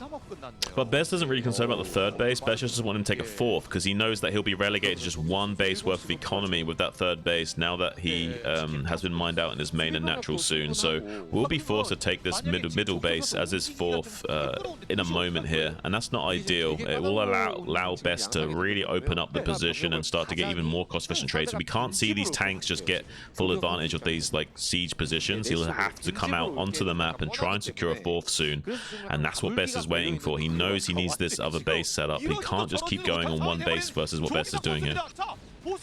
Best is going to push towards the middle, securing some ground here, clearing out some mines, preparing his attack pathways, but Sharp is not budging at all. He's keeping his army, for the most part, over there sieged at center right, and allowing Best to kind of take over the map. Another base is going to go up top right. Another Nexus is going to be thrown down here in a moment. And Best, I mean, he can keep growing into both corners while Sharp slowly pushes towards the middle. I think this is a really reasonable position for Best to try and take, and I feel like Sharp didn't take enough of an advantage when he had it. He's kind of slowed himself down a lot here by just leaving his whole army at center right and waiting for such a long time to make a move. He's trying to get a drop gambit going out here, laying down some mines in the wake of this natural expansion to try and delay the army while he gets a tank on the high ground to snipe this pylon, maybe to take out these 3 cannons offline, and then come in with a future drop later on. But I don't know, this is enough to distract Best and pull his army out of position and then get his army out onto the map. I think is the main point here from Sharp, just to get some kind of oxygen and some breathing room. Now we see beautiful sieges and slightly spread tanks on the northern threshold, granting him legs in this game, preemptive D-matrixes and stuff coming out. He seems very aggressive and moving. I think keep all of these tanks spread and push efficiently and doesn't take too much damage on the proxy down here on the south. Now that the goons are going to start to come and try and challenge the rally point, this could be really good for Best, but he has to manage to not spread himself too thinly and keep some tanks down here to not allow his rally point being bullied too much from Best. Wow, look at those zealot numbers making their way to the middle of the map. There's going to be a massive front of Zealot Dragoon moving over towards this top right, I think, in a moment. No, he's actually sending them over towards the natural. He is going to go for one giant counterattack while defending with Storm back in the top right. Is this going to end up paying off, though? There's so many mines over here, and tanks rallied out, vultures in the way. This army is trying to get through a very awkward position here, going around this little corner and down the ramp is proving to be very difficult. Best is making very little progress for the number of zealots he's throwing away right now, and Sharp is actually going to bring a lot of his forces back while cleaning up top right with a very bare minimum number of tanks and vultures. I think it's a big mistake from Best. He's going to try and make the best out of a bad situation, pun intended, unintended. But I mean, this is not looking good for Best now. He wastes so many units on his counterattack, and he's going to kill a few of these tanks maybe on the exit, but I don't think so. Sharp just did such a good job of like sandbagging this push. So many mines were laid, and like you say, the units getting like blocked up on that ramp there. He manually pathed those goons over and got them down there manually and helped the zealots get in there quickly. Maybe that would have been a lot different, but unfortunately not, and lost pretty much all of his army for not much to show for it besides trading off some of Sharp's army. Now look at the supplies. Even we did have +3 weapons for Best and 2-1 for Sharp, and Sharp will soon have 3-1 or 3-2, so Sharp's looking healthier and healthier the longer the game goes on now that those trades have been made, but he does need to get another base online soon. Well, we saw a even supply earlier on in this game, but it continued on for quite some time. The only difference is this time around, the upgrades are coming into play now for Sharp. They're really starting to show. Yeah. Not a lot of armor or shields here for Best, by the way, and I mean the upgrade advantage is going to be insane. These zealots and dragoons are going to melt so quickly. Zealots getting on top of some of these frontal tanks, and a storm will come out in the end, but only making a little progress there and throwing away a lot of his army. Sharp has so much behind this as he pushes forward. I don't know if Best can keep this back. Yeah, I don't know about this. I mean, Best was trying to be fancy this entire game, and he was doing a great job of it, but he kind of botched it at the last moment and did a massive blunder, and it's a little bit unfortunate for him because he was looking pretty good until then. I like the tactical decision. It just wasn't well executed, unfortunately. His army got way too blocked up. Now this is looking almost disastrous because, I mean, Sharp can almost like handle a frontal engagement if he keeps snaking around on this, like the horizontal axis of this donut, and we'll be able to start to secure his mineral only in the center, as well as put pressure on his bottom left quadrant now that the top left has been dealt with. So it does simplify the game state considerably, but Best still has a lot of options. He can still build up a massive force and bowl this Terran position over. It will be a wide enough position for him to try and exploit, but he looks like he wants to do a head-on collision. Yeah, he's coming up with a big rally of zealots, and I think the moment that those arrive will be the time to pull the trigger. Doesn't have a lot of storms here, not a lot of splash damage to help deal with this, but the number of units, as usual for a game with Best, is a little bit staggering. He's looking to smash through, but it seems like he's not quite ready to pull the trigger just yet. He's waiting for maybe one more round of units, get himself up towards that max supply, but Sharp is setting up a better and better set of tanks. Like, he's getting everything spread out so nicely. Great EMP there, hitting a lot of these zealots, and that Templar just removing the factor from this game, from this position in this next battle is fantastic. Here we go. Everything going to come forward all at once. This is a huge front of tanks and vultures. And a lot of the tanks have already been taken out. The vultures are backing up. Very skillful pullbacks from Sharp as he moves further and further away from this initial force, but he's also further away from his mining base here in the center, so a lot of these SCVs are going to end up getting taken out by storms there. I mean, technically Sharp is winning the fight, but he's losing it winning it at a cost. He's lost a lot of his economy now in the center. If the supplies are even, if he can gun down all these units on the retreat, it's going to be great. I think Sharp won this fight for sure.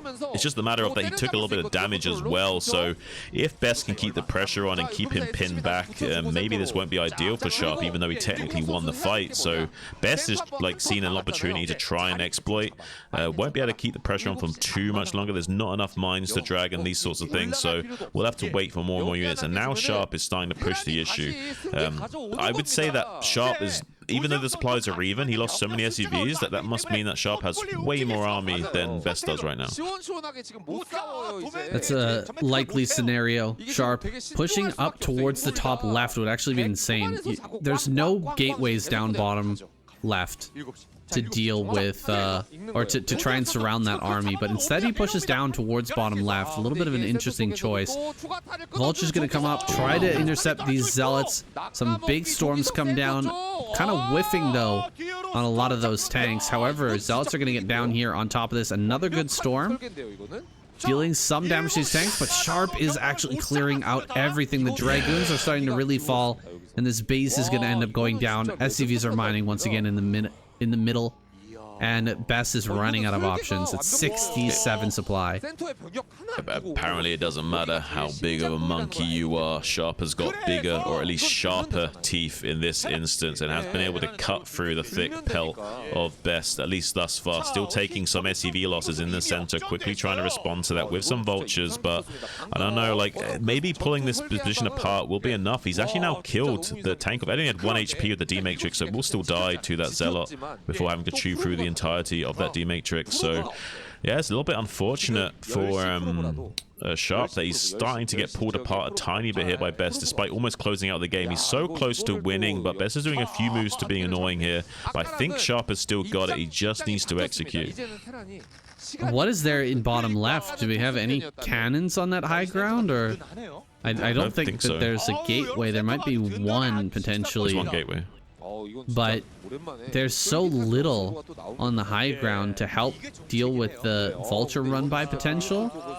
I'm a little bit worried for Best, whether he can keep that base alive. He's angling towards another attack in towards the middle as another rally point, or another rally of units coming forward, but his supply is still behind, and Sharp is mining healthily here in the middle of the map. This is a great use of this very awkward base. You can see center right is now gone, so one base mining versus one base mining, generally a winning position for Terran, and it seems to be no different in this case.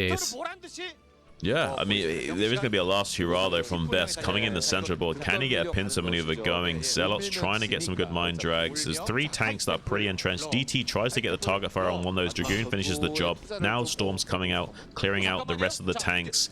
Maybe he can deny mining here and push back this position. Can he somehow get a tactical win in this game? There are still 3 siege tanks over to the right. Needs to be careful not to lose all of his army to those siege tanks. There's a very low unit count for both sides here. Best is dwindling though. Best has got almost nothing left in the tank. He's desperately trying to stop Sharp from mining. Sharp's got a lot of gas in the bank. He just needs a few minerals. He can squeeze out more and more of these vessels and get, like, you know, D-matrixes going, and that will make his units trade even more efficiently here. So eventually Sharp will outscale Best crazily, but it takes some execution. Those 3 tanks that were just kind of sitting on the high ground during that entire fight are finally going to get moved forward. I wonder if he would have been able to win that with those extra tanks firing away throughout, but that's neither here nor there. Sharp is going to start to take middle of the map once again. Best is going to be looking to break that for what, the 3rd, 4th, 5th time now? I've kind of lost count. Best, yeah, I mean, he's making his way down to bottom left. He's going to try and maybe establish another base in that location, but I mean, this game has come down to little tens of minerals. We're not even talking hundreds. This is getting really ridiculous. Yeah, it's getting really ridiculous. I mean, we finally see Best try and take the natural expansion area in this bottom left, but he hasn't got enough units to defend this. He might actually have to cancel. This is kind of crazy what we're seeing. He has to defend from the high ground. Yeah, he's going to sack the natural and just go up to the high ground, but without units already in position to deal with this, like, Sharp's looking very scary. I think he's going to get up here extremely quickly. Now we see a counterattack in the center of the board yet again, slowing down the income of Sharp, but he is getting enough minerals coming in that he can keep the war effort alive here. With so much gas in the bank, he can make it up to 25 or so tanks at least. So he can still keep churning out right here, right now. He's looking ideal for Sharp. If he can keep the pedal all the way down to the floor of the car, it looks like he's going to make it to the finish line. Yeah, there's nowhere else that probes have been, you know, banking up. This is all the probes of Best. There's nowhere to escape either if he wants to pull these away. He might end up picking up his probes in his shuttle just to try and save as many of them as he can. Actually, he's not picking those up just yet. But he doesn't really have anywhere else to mine. If he wants to mine somewhere, everything's being covered by Sharp. He's got top center covered, top right covered. There's really nowhere else to put a nexus, so Best he's completely out of options. Coming forward with one more storm, he does get one of those. Oh my god, that mine actually almost killed the Templar as well, but the Templar manages to survive. The mine there actually so big, it lowered all the HP on all of these units. Sharp is not mining, guys. He's not mining at all. 178 minerals. CC is dying. 66 supply to 54. What is happening? I don't know. It's absolutely crazy. I mean, Sharp should technically still win this game, but there's a world that he doesn't. Best is somehow gonna take GG's out. Oh no! Somehow Best couldn't quite do it. Like, even though like Sharp was looking like he was confidently winning this game, like Best almost did it. Best is like the comeback king, man. He somehow manages to bring these games back from the dead. That's absolutely wild how close that game was. Finally, Sharp clinches it out, and we're gonna have either Gamo or Zealot coming up against him again. What a wild game, Sam. What can you even say about that? I felt like watching a tennis match there, back and forth, both players nearing the tap out moment. Either one, I think, could have tapped out multiple times in that game. And there's certainly a lot of love here in this game, I have to say. I was feeling it. That was a really exciting game to watch. That was fantastic, and probably going to be the best game of the night, but it's not over yet. There's still more to come, but Protoss is eliminated. They're out. Going out first here with 0 points this week. No prize money. It's all going to be down to TVZ for the rest of this week. Let's jump into that next game. All right. Gamo is our next contender. He's going to be coming out on Kickback, which is a map we've discussed quite a bit at length lately on this Shoshin. It is incredible how many times we get this exact map, or we get this map in TVZ, right? So it seems to happen almost every week, and we always have to talk about how strong Crazy Zerg is on this map. And oh, Sharp is going to mix it up. This is what all Terran players have been doing on this map.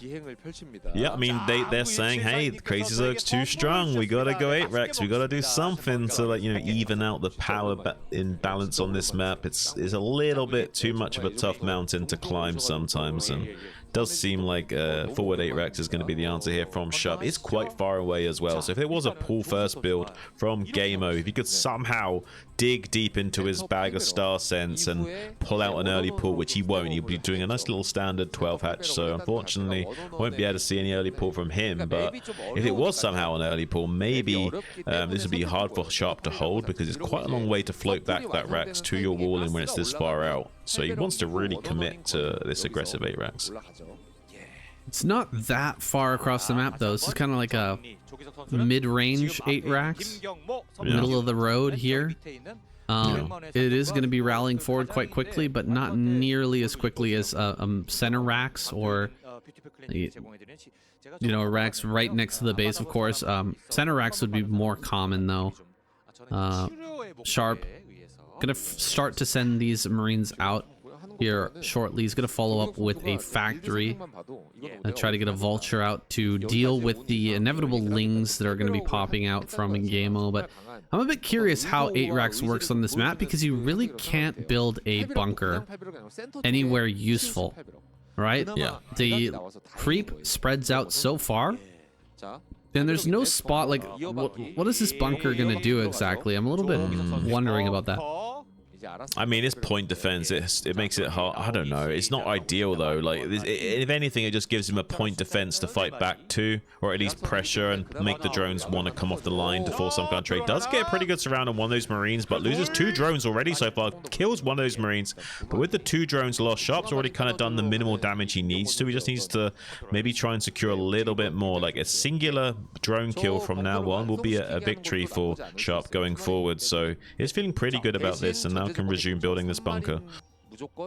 Okay, the bunker, is it actually going to finish in time? Oh, it's so close. The Lynx are getting trapped on these SCVs, but there it is. The Marine goes down right at the end. Oh, Gabo getting some sort of luck going there. I mean, things were looking a little bit dire for a moment as the Lynx were getting trapped on the SCVs, but there it is. He manages to hold this off, and he should be able to get a sunken colony up here in a moment. Yeah, I mean, that's like crisis averted there for Gamer. Like, he lost 2 drones already, so he was looking in a dicey position, but to deal with that so cost efficiently afterwards really avoids disaster completely for him now. Much more standard game going forward. Sharp did secure those 2 drone kills though, so you know, it's not all is lost for Sharp. He did manage to cure the prerequisite amount to make a playable game out of this, although the tempo is definitely in a little bit more of Gamer's court right now. Interesting stuff from Sharp. Look at the add-on being placed over at his natural. No, this is going to be a speed. This is going to be vulture speed, 3 vultures. Yeah, I've seen this a lot from Terran players recently. We're going to see him try to run by, and this is a pretty wide open choke, even though it's just 1 choke. And that's why it's so strong for Crazy Zerg on this map. It's still very, very wide, and so he may be able to just slip right past this. It's funny because we actually saw this exact same scenario against Soulkey on this map. I believe it was, yeah, Sharp versus Soulkey on this map. He ran by this sunken colony in the ASL and got trapped behind the mineral patches. Do you remember that? Yeah, I mean, honestly, I really do like the speed vulture play, I have to say.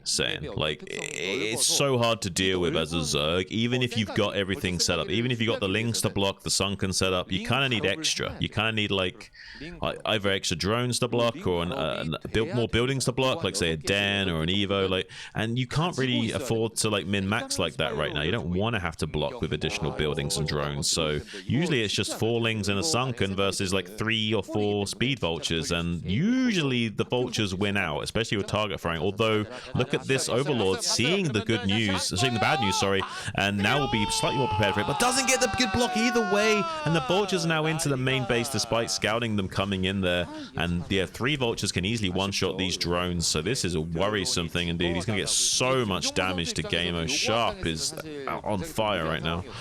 Yeah, he's gonna get just infinite damage, I think, coming up here into the natural as well. I mean, Gamo can try to stand on the ramp and get a little bit of a drill onto these units, but even another vulture gonna slip by. This game is nearly over, and it's going so much better for Sharp this time than it did against his opponent Soulkey, being Soulkey in the finals. Just not a quick enough reaction to from Gamo. You know, he saw the speed vultures coming in, but he just didn't have the resources there at the front. I bet he's kicking himself for not building some buildings up there, like you were talking about earlier, just throwing down a couple of Evo chambers or something. There's 1 drone left. What kind of a joke is this, Shin? Yeah, it's not looking good. I mean, he's going to have some counterattack potential with these Mutalisks, but eventually there will be enough sets of Goliaths out. He can also just repair those Goliaths. Like 6 Mutas is not enough to kill a Goliath that's being repaired. So this is not ideal. Yeah, he's going to try and come in here and do something. He's going to try and come in here and do something. But this is not looking good. Yeah, he might get a couple SCVs, but not really much more. And then eventually the Goliaths will obviously be in a much higher number, and then you can't really do anything from here. Well, if he gets 30 SCVs here, he might have a chance in this game. We'll just have to see. Gonna fly out after taking a few pot shots, but there is literally no Sharp way. would have to go AFK. Sharp would literally have to go AFK. You know what I mean? Like, even then, even if Sharp went AFK for like 2 minutes, I think he still wins. Whew. Rough loss there. Not prepared properly for that defense. Gamo gets knocked out real early, even after holding that 8 racks. That is a frustrating loss. You can tell with him just staying into the end and kind of mulling over it. One more player is left over, Zealot, versus both 2 of the best Terran players in the entire world. Sharp and then Speed, if he manages to get through Sharp. Can he do it? It's going to be a couple of insane games if he manages to make it happen. Both of them are going to be rushes, no doubt. Maybe a Guardian play, maybe something even weirder. We'll find out. It's coming right up. Well, no matter what happens here, I don't think we're going to see more than a 20-minute game. I think that's a call that I'm fairly certain of. Yeah, I mean, yeah, if Zealot is in there, I mean, the only reason it would be a 20-minute game is if like the stars aligned and you defended all of the phases of the lines of attack that he has done to you, and you're still hanging on by a thread, but he can't quite do the job, and so the game goes on to the late game somehow, some way. But usually there will be a timing between like 2 minutes and let's say 14 where there's a very well executed cheese or a series of cheeses. Like it usually can be a multi-layered pressure where there's like, say it could be like 11 pull timing where he's getting speed first into 2-hatch muter, so he'll be doing some kind of pressure play into a cheese. It might be a multifaceted cheese or 3 cheese, but there'll be some kind of variation of cheese pizza here. It's just a matter of what kind of pie is going to get delivered to your door.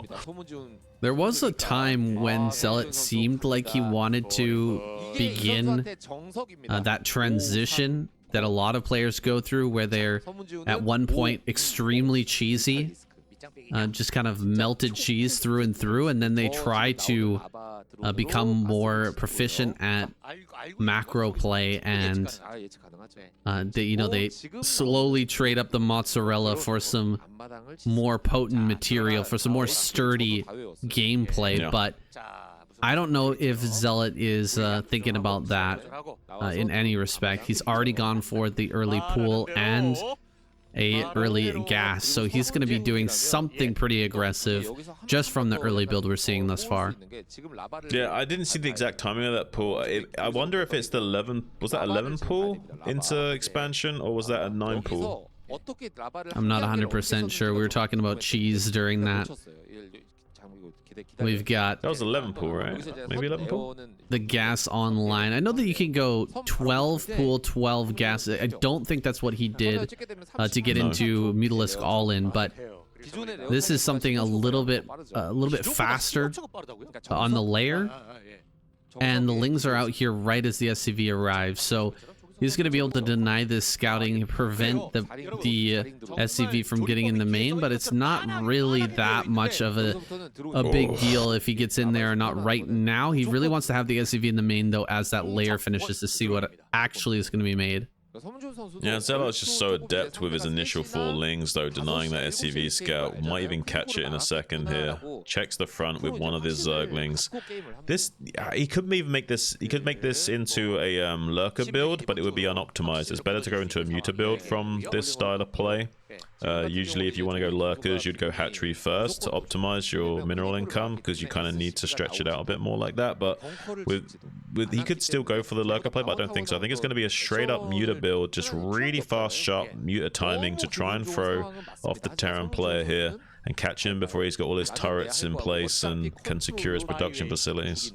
3-minute 40 timing on that Spire. Really quick mutas are going to be coming up here shortly. The patented single sunken colony at the front from Zealot. This is what he loves to do with his early drones. I don't know how he's able to justify building that sunken colony almost every single game, but that is his calling card in this matchup. Hasn't morphed that just yet, but he's keeping it as a creep colony for the time being and continue to prevent these SCVs from slipping in. He does prevent that from going in again, pushing it away, not allowing the scouting information here for Sharp. But Sharp is going for some early comsats, only putting on one comsat actually, and going into 2 racks play. So he's going to have a very robust early army, but he doesn't have that very fast +1 that he was going for earlier. My guess is he would make that sunken regardless of what variation he was doing to disguise what variation he is doing. So it's very difficult to figure out exactly what Zealot's trying to go for here. Scans the main base, sees the Spire timing that's about to pop, and he must be knowing exactly what he's up against now. The Lynx have sandbagged this push a little bit. Zealot had enough time to build a second sunken, but chose not to. Chose to just make one sunken because he knows these Mutalisks will be on the way soon, and Sharp doesn't have enough push potential with just a single barracks, and has decided to pull back with those like 4 Marines that are out on the map there, not wanting to challenge the front with those 2 sunkens that were on the way, and at least 1 sunken that was finished. So yeah, this is looking like a Zealot advantage because he's going to put a lot of pressure onto Sharp, who's not been able to do much. This is an interesting timing from Sharp. I didn't really catch on to it as the build was taking form, but the push out was really early, like 4:30. He started to move out with 1 medic, and it was just early enough to put the pressure on to force a little bit of extra commitment to the defense. Whereas a regular 2 racks with the 5-minute move out would have easily been bashed away by this Mutalist timing being so early. So an interesting adaptation here from Sharp, but he's already losing control of his front. Losing the supply depot at the front is going to slow him down by quite a bit, and throwing SCVs at the problem is not going to be a permanent solution either. Yeah, I think Sharp's like tried to adapt to Zealot's style here, seeing if he can get a window going, but like Zealot just slammed that window shut on him, and now he's coming in to kick in Sharp's front door with just some very well coordinated Mutalist micro to maybe get 2 supply depot snipes here, at least 1 which is supply blocked Sharp already. Now going to be swinging back into the production line area, trying to take out some of these critical turrets here. Zealot is just so good with his Mutalisk micro, and he doesn't have to be fully all in with this. He could go non-stop Mutalisks, or he could transition into Guardians here. There's a few things you can do. You can even transition very slowly into Lurkers while pressuring to like borrow and contain from the front. There's lots of cheeses you can do as a follow-up to this. So it looks like for the now it's just going to be pure Mutalist production, since he's doing such a good job of just like killing these turrets, even though Sharp's desperately trying to repair them. This wasn't the greatest move from Zealot. It felt like Sharp got a lot of damage on some of these Mutalisks. Some of them went down, but he's found this little pocket now after opening up that position, even though he used a lot of the health on these Mutas and in fact a few of their lives to open up the position. He's now abusing it beautifully, and Sharp is having a really hard time regaining control of his main base. He does finally get these Mutalisks to leave, but they're going to be back in just another couple of seconds for more, and Sharp is not ready to get into that position. Okay, he's getting his Marines into the spot, but they're not here in time, and they don't have medic support either. A lot of these Marines are going down. They're saying there's a reason why he's to get paid 2 or 3 times more than anyone else in the pro gamer house. He is an absolute machine sometimes, somehow dismantling players with the bare minimal units using very exquisite micro. Look at how softened up all of those mutas are. I can bet you any money that he's even like manually moving around the mutas in the pack to disguise which muta's which, so that Sharp loses track of which is the soft muta. Like, he's very adept at like this kind of cheesy play, and manages to squeeze every advantage out of the orange, coming back into the main base to hammer on the gates yet again. So many SCVs have gone down. He'll swing back down into his pocket. He's confident enough to even open up the pocket a little bit more and just get more value. Some Lings coming into the front to see if to check to see if the bunker was unloaded, but it wasn't. So Sharp is still covering most of his bases, but losing so many workers. Eventually these turrets are going to go down the natural expansion. The pocket of damage is going to be easier and easier to exploit for Zealot the further we get on in this game, unless Sharp can find some kind of stabilization.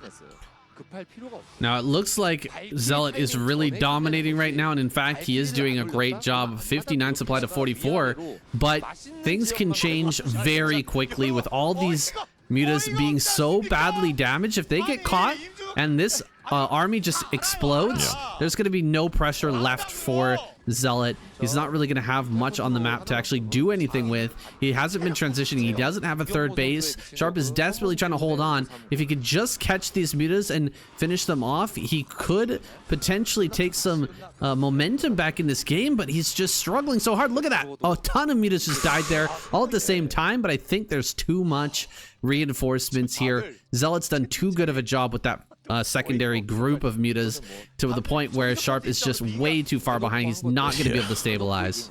This is a whole stack of mutas. This is 11 mutas, and we don't even have as many marines as we do mutalisks right now. Turrets are out of position. He keeps trying to get the zoning turret set up. As soon as it comes online, he just swings back round to deal with it. Absolute masterclass in dismantling a Terran with mutalisks. And honestly, like, there's not really much Sharp can do in this game state. Like, you can't really recover from here. There's just not enough to repair. There's not enough marines to kick out the mutas from the mineral line. Like, they've got free reign. He's basically done it. Yeah, perfect control so far from Zealot, or at least near enough perfect to beat Sharp at his own game. This is where Sharp usually thrives, is dealing with these early game mutalist pressures, but GG! Zealot is going to take us to the final game of the series. Absolutely fantastic play from him, but can he pull off a build like that against Speed? 10-minute flash himself. Sexy. The boy. The legend here. The guy that we've been hyping up like crazy is going to be coming out against Zealot in this final game. Here he is. Speed. Spawning down in the bottom right. Zealot in the top left. I know we've been glazing this guy quite a lot in our most recent casts, but he certainly deserves it. That and more. He's been playing absolutely out of his mind lately. Can't wait to see him try to take on Zealot. This guy is so fast. You do need to be fast to deal with Zealot. I mean, I just said a little bit in that last cast, there's a reason why Zealot used to get paid 2 or 3 times the salary of the other pro gamers in his house. One, because he was a much more aggressive negotiator, but also because he's just so damn good at being a sniper. He's got 50, maybe 100 different ways he can dismantle you, and you don't even know which tool he's going to pull out of the bag to deal with you with. And so many different ways he can kill you. Is that going to... What, are we doing a 9 hatchery, Zealot? Look, he wants to block a 12 hatchery and he meta games it and takes a 9 hatchery, so he can't block him, so he can't disrupt the build order for Zealot. This guy's out of his mind. Wow, Speed gets in there. He sees the 9 hatch. This is a very interesting match, honestly, because Speed is the top player on the ladder right now. He is easily claiming that prize on multiple accounts, like very, very high ladder player, high up ladder player. You know who he probably meets all the time is Zealot, because Zealot plays ladder absolutely nonstop. This is where he butters his bread. Gonna go ahead and steal the gas. Interesting choice here from Speed while going gas at home too. This is crazy. You know how strong Zealot is. You just have to disrupt his build in any way possible. Like, whatever build order choice you've got, I'm gonna make it so you can't do that. You have to do something more economic, or at least adapt to what you originally planned out. And this is what you have to do against someone of Zealot's magnitude. It might just be the wrench that does like clog up the machinery of Zealot, and he can't quite figure out his wing condition that he usually can coordinate. That's a very interesting point. Zealot's sending a drone down towards bottom left. Is he actually going to take a 3rd base right now? I think he is. 3rd base before gas. Very interesting stuff. I mean, he's got to optimize somehow, right? He's gonna have such a late gas, and this is a vulture coming out from Speed, so how is he gonna defend that 3rd? This is gonna be a very weird situation. Only 1 SCV mining gas in the natural, so I think we're gonna see a quick CC after the vulture comes out. So kind of an economic 1-1-1 from Speed. We'll see if he ends up getting that starport, or will he just go straight into Goliath play? I think that could be the case as well. Yeah, I think Zealot's being a lot more reserved because he knows that this might, because of the investment from Speed, there's no way he can do an economic build from here. So he knows it will probably be a tech-based play. So he doesn't want to make gas in the natural expansion or anything. He wants to just play wide. He probably won't even make drones necessarily at this third base until he sees this the tech choice of Speed. He might even just make units at that location. Either way, though, Speed may be able to exploit with these vultures still coming in here and doing a lot of damage, but I have to favor Zealot's position overall. Now, this is a very interesting early game. Hydra Den is going to be thrown down, and it will have Hydras to help push back any vultures that try to harass this third base. You'll also have those Hydras just in case there's a follow-up starport and Wraith, although I don't think that's on the menu. Instead, Speed likely gonna go for a vulture run by, similar to what He'll just make overlords and hydras at that base. He'll just make overlords and hydras at that third hatchery, probably. Yeah, for sure, for sure. Not targeting down the larva at this moment. Looks like he did try to target that, but the egg gets made. Hydras are going to be popping out there very soon, and then Zealot can start to mine once again. Like, this base is going to be up and running super fast. And so we'll have 3 hatch Hydra with 3 bases super quick against a Speed who's not really done any damage and is just getting his natural online now. Alright. We've glazed speed enough. This is why Zealot is such a G, okay? You do this much disruption to his game plan, and he's still got something well planned out. Still got something that's well planned out and, like, can deal with exactly. And I just don't understand. Like, this guy is like the early game shenanigan master. Like, anything you throw his way, he's got an answer for it. He's seen these situations and more. Like Flash, like, he's played so many games that he just knows how to deal with anything. You know, the same situation you're trying to make him play, he's already done like maybe 10 times as many times as you have. I've casted a lot of Zealot games, and I think I've seen scenarios similar to this before. A lot of things that he likes, or one of the main things he likes to do is go for mass Hydra and drops in this matchup, and he might be going for something like that this game.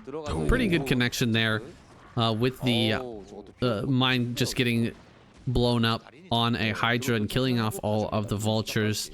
That is a reasonable trade. Not losing any drones is the main priority here for Zealot as he powers up further. A Spire starts, so he might have a transition into Mutas.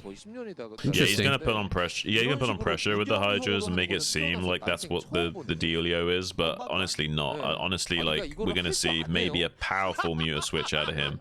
I don't know if that might not come for some time though. He might power up for Hydras for quite some time and make it seem like he's really committing into this kind of tech play, and then surprise him with a massive Muta switch, and there's not gonna be enough online. But pretty good connections in this third base though. He's killing quite a few of these drones. That's significant damage. It's too bad Zealot didn't make a few more Hydras over for that third base, because Speed is committing really heavily to these vultures. The reason being, he knows that there's not a Spire yet, and he can just continue to make non-stop vultures without the fear of getting overwhelmed in the air. He will eventually switch over to Goliaths, but the vulture commitment has really paid off now, and he's going to continue to just, oh my gosh, that mine aggroing not the drone, but the larva connects on the drone as well, so he's just getting so much damage going here. Honestly, it's a bit of an oversight from Zealot. Like, he's got 1 sunken in the natural and 3 Hydras at the third and 3 Hydras in the natural. Like, he should have had way more Hydras at the third to kind of like keep things safer there, and he's let Speed run away with the game a little bit, using the tactical use of these vultures coming to full fruition now in the main base, getting another 2 kills with this for a total of 3 on this vulture. This is looking more and more dangerous for Zealot as time goes on, but he's not out of the woods yet. There's still a possibility for Zealot to pull a kill move on him with these 3 base Muta play. You saw the Mutas pop though. That's a really important scout there for Speed.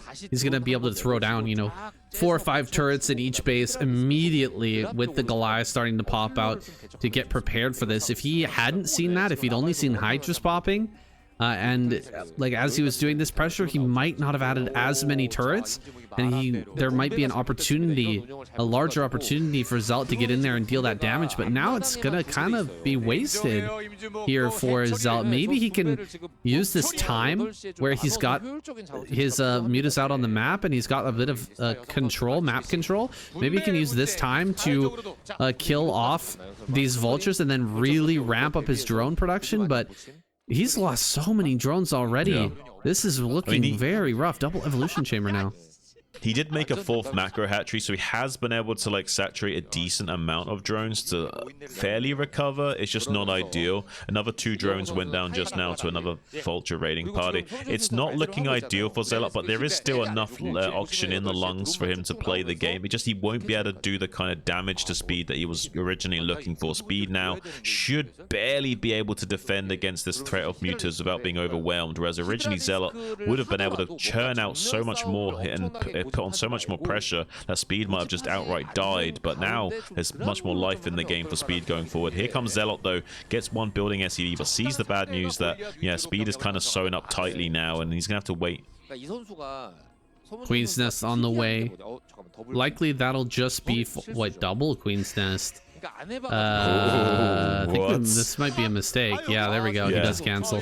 Not really many real possibilities or situations where you'd ever want double Queen's Nest, but Broodling and energy at the same time doesn't make any sense. Yeah, doesn't really make sense. So he's gonna cancel that.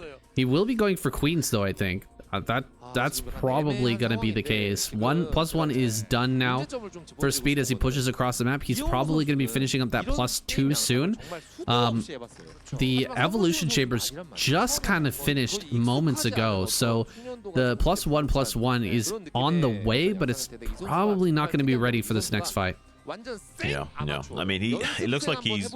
I think, is he just going to get queens? And we're still seeing Battle Zerg here from Zealot. Maybe somehow utilizing queens, he can come back in this game. Broodlings and Ensnare can be a very valuable ability. It's possible like an Ensnare can slow down like a clump of Goliaths as well to help you either avoid them and just run around and kill the rest of the army so they can't support and things like that. So there are some very tactical plays you can go for it. Even just like using the Broodlings to shut down tanks is very important, especially if Speed wants to use tanks to try and put some pressure on it and go for a timing push.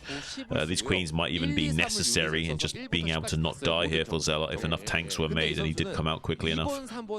Okay guys, this is going to be the big moment. As you can see in the main base, Speed has not added a starport yet, so he is relying on 1-1 to end this game with a big tank push, a lot of Goliaths, and maybe some vulture run-bys on the side. He's going to try and win straight up. However, trying to take a base behind this, I don't think this changes. I don't think this changes the math at all for Speed. He's just gonna cancel and pull the trigger on this massive attack. Taking the 3rd base is just kind of an afterthought. You know, a safety precaution in case the attack doesn't work and things get really even. I think he's just going to go straight across the map here soon with all of his tanks and Goliaths, but Zealot is setting up for a counterattack to maybe get in the way of the rallies, which might be a problem for Speed. Yeah. Zealot knows that he needs to sandbag in any way, shape, or form, even indirectly. You don't necessarily have to engage their army. He wants to come in here as soon as the Terran starts to advance, maybe. But there still might be enough potency in Speed's push. We can just bowl Zealot over. He's trying to get a lot of hatcheries online right now. We see another macro hatchery coming online at the 3rd, and the 4th has come online, as well as the 5th. So now we have some hatcheries to work with here for Zealot. A total of 7 hatcheries worth of production. It's like just enough to get things going. And maybe he can slow down this Terran army enough to get the queens out and start to brooding. But it takes 2 minutes from the time that the queens are out and they've got enough energy to broodling. So will be some time before these tanks can be dealt with, and he's obviously not going to be doing that anytime soon. So unless he's got ensnared, these queens will not be helping him in this fight. Oh, these queens popping out at the worst possible time. I know he was sandbagging that push, but well, did he really think he could sandbag another 2-3 minutes before this push comes across the map? It's just not going to be the case. Speed is pushing in for the kill, while Zealot is scrambling to move all of his units into position to surround this army, which is bearing down on his natural. The tanks are going to get set up and fully sieged before the engagement ever occurs, and this is looking extremely one-sided for Speed thus far. Here comes the attack from either side. In fact, from all three sides, hitting this army. These spread of Hydras is looking pretty good, but these ones down at the bottom getting splashed a lot by the tank fire. Oh my god, it's so close as the last tank goes down. Is he going to be able to surround and actually end this? He's almost actually doing it. Oh my This is crazy. god. But there's more units coming in. There's more units coming in. There's 4 more tanks. But he has basically weathered the storm for the time being. That's absolutely insane. There is a weird situation in Zerg versus Mech where if you can somehow pre-split your Hydras before they engage, you will absolutely demolish the Terran Mech army. You just usually don't have the time to pre-split your Hydras to deny the splash damage value. So most of the time, they just clump up like this and get absolutely annihilated. Oh, but he's getting on top of the tanks then. Running in on top of these tanks, but the Hydras are so stacked. He gets one more tank before the last Hydras fall. I mean, a round of mutas would be fantastic right now. Things are looking pretty, like the anti-air is looking quite low. This is such a small army. I can't believe Speed is still trying to do this. A lot of Hydras are moving forward, and I think he can actually surround and kill this army, especially when the Broodlings come up. Their Broodlings are going to be online in just a second. Here they come. Yeah, Broodlings are right now going to be coming in to decimating him. This is absolutely wild stuff from Zealot. Such value. Now the Hydras won't even be touched. Oh, you just can't do anything against us now. He has got a couple of tanks left over, but there's even like 1 or 2 spells left of Broodlings ready, waiting in the wings as well. So Speed has to tuck tail and run, and Zealot is showing you that this is why you've got to do something against him, because he's not just a one-trick pony. He can play a late-game macro style against you as well. It's just he wants to play into his strengths if he can.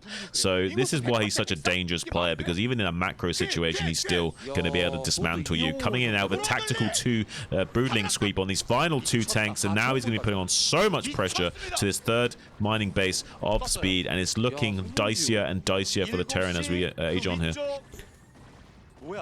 Starting to get some momentum in this game. Zealot pressuring the bases, but unable to defend bottom left. He had to sack mining at this location and just work towards holding that push as it was coming across the map. Everything went into stopping that and breaking it, and it was so close to being a win there for Speed, but things have kind of equalized down now. There's a 4th base and a 5th base coming up for Zealot, but he hasn't fully secured those locations yet. There's still opportunities for Speed to slip in, kill some drones, and maybe bring this one back. He's got a base over in center right.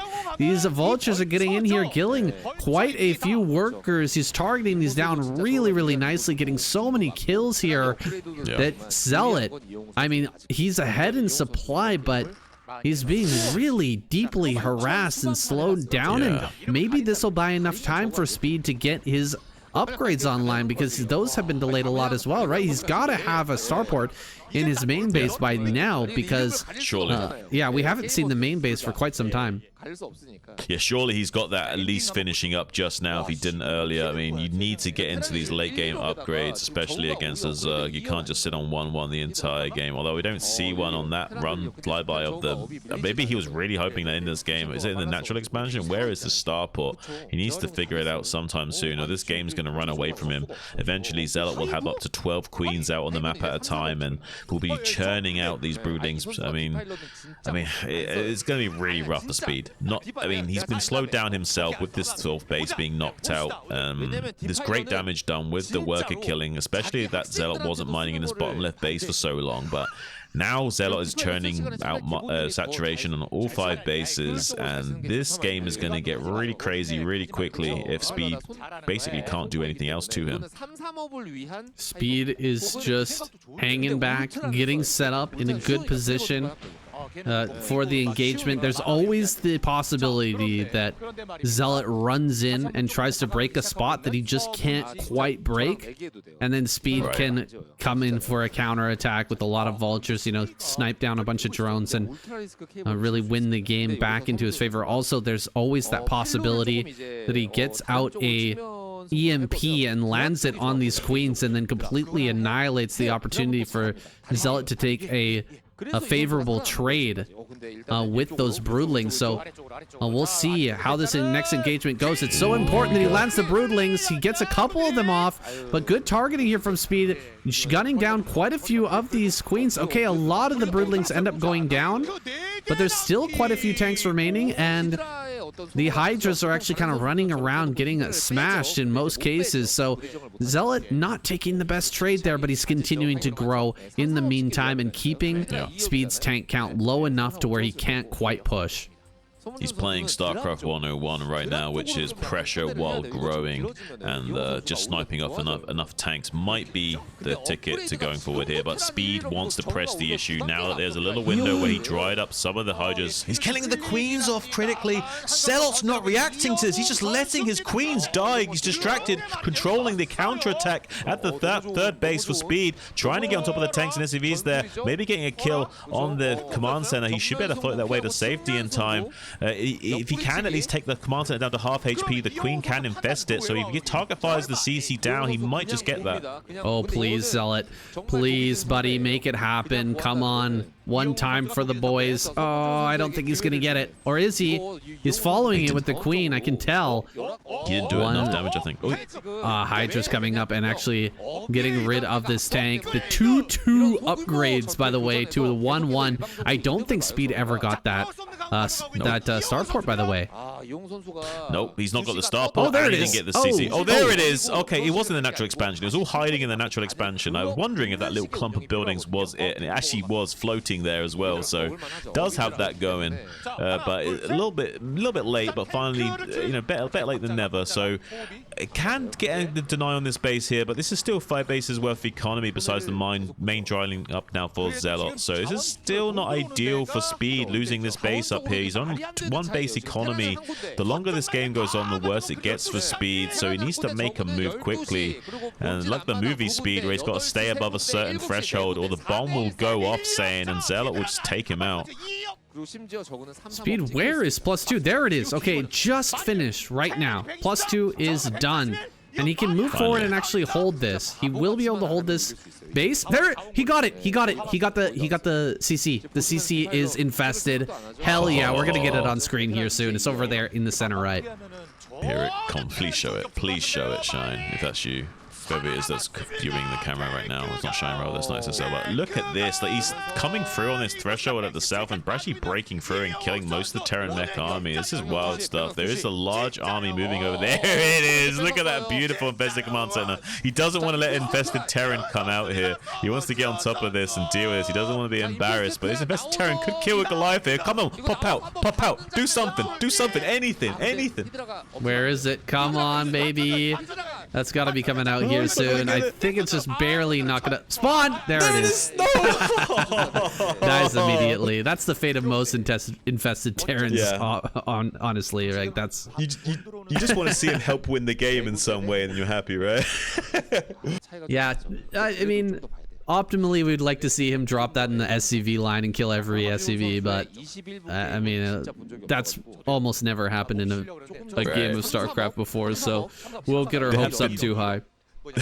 There was maps where there was like a command center in the center you could infest to then use as we've seen games in pro where they utilize that to actually use the infested Terrans to bust the wall and win that way, but usually you don't see that kind of thing where the infested Terrans actually get out and start killing things. So yeah, it would have been really exciting to see. Almost got to that level. Then we can see how much Speed didn't want to let that happen. He didn't want that to be on his record books, because that's not a thing that happens very often. He doesn't want to be known for that. Oh, a lot of more damage coming up.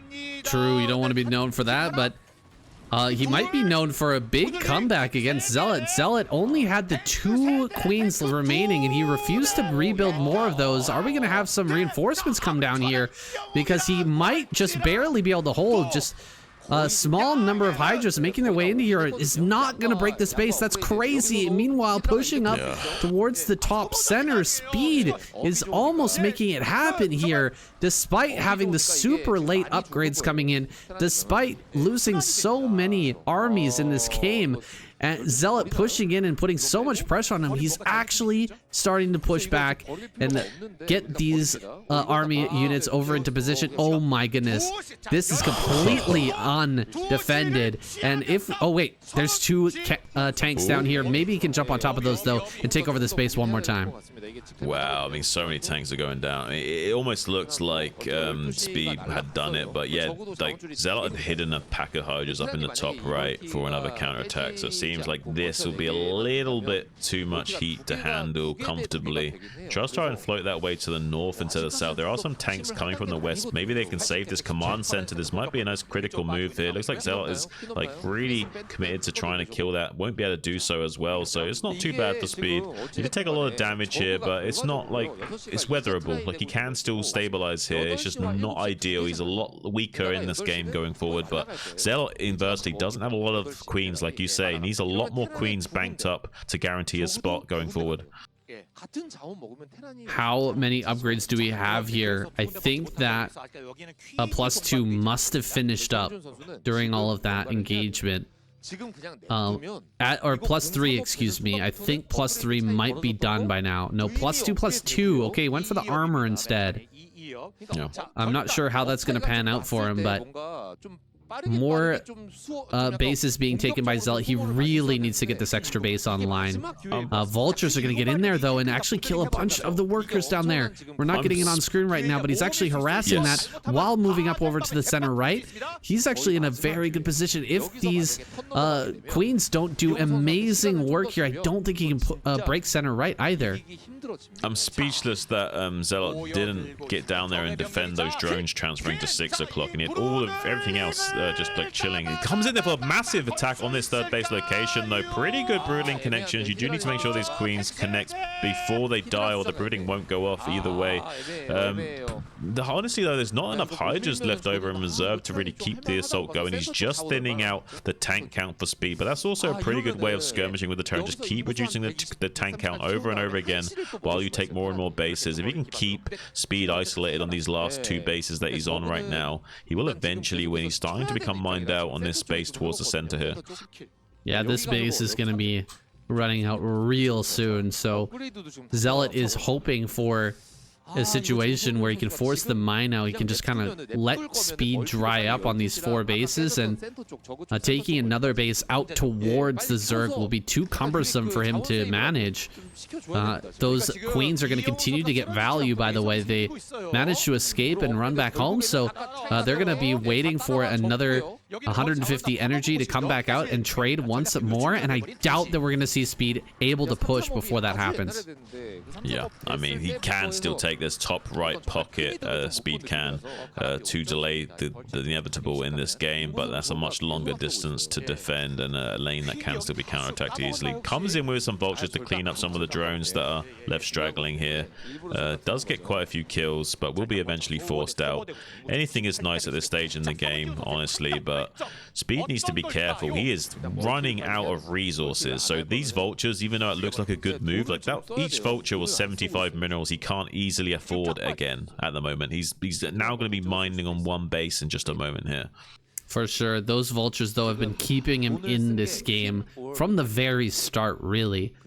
From the point where they were harassing the 3rd base and slowing it down, they have been playing a critical role in keeping Speed viable in this game, and he's going to be slowly stretching out. He's kind of moving forward a little bit by little bit, placing even more mines. You know, some of those mines getting some great connections throughout this game. We haven't fully commented on it all that much because the Hydra number has been so high that losing 2 or 3 Hydras hasn't been a big deal, but consistently losing Hydras over and over and over again, eventually that can start to add up as the free units, those mines, get that damage over time. Right.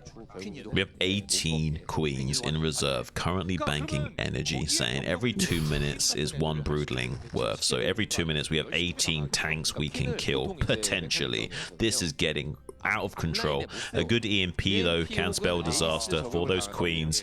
I just don't think we're going to see it from Speed. He's so dried up on resources. I think EMP is the last thing on his mind, and that might actually spell disaster for him here.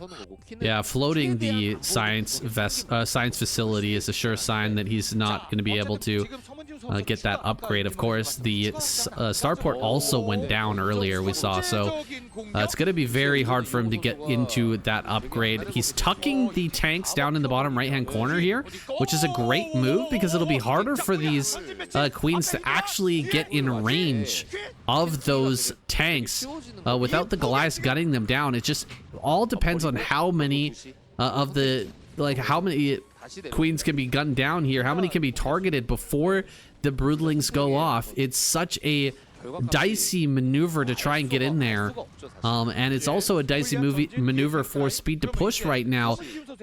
Waffling a little bit right now is Zealot, going back and forth, deciding which lane to attack into. He's finally decided to sack bottom center and go for center right. Let's see if this ends up paying off.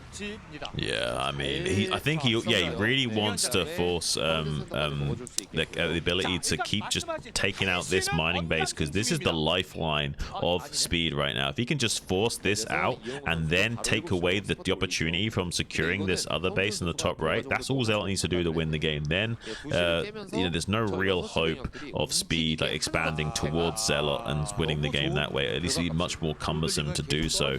Does to put a bit of a counterattack on this bottom left pocket though. I mean, it could be a window where maybe Speed can exploit and kill these bases just before they come mined out, although they are pretty much mined out, so it's not the worst case scenario for Zealot here, although it does give some wind in the sails of Speed to try and put on some kind of counter pressure, although I don't know how much fruit this is going to bear, because I mean, it seems like Zealot is prepared to come down and deal with this. Queens are in hot pursuit right now.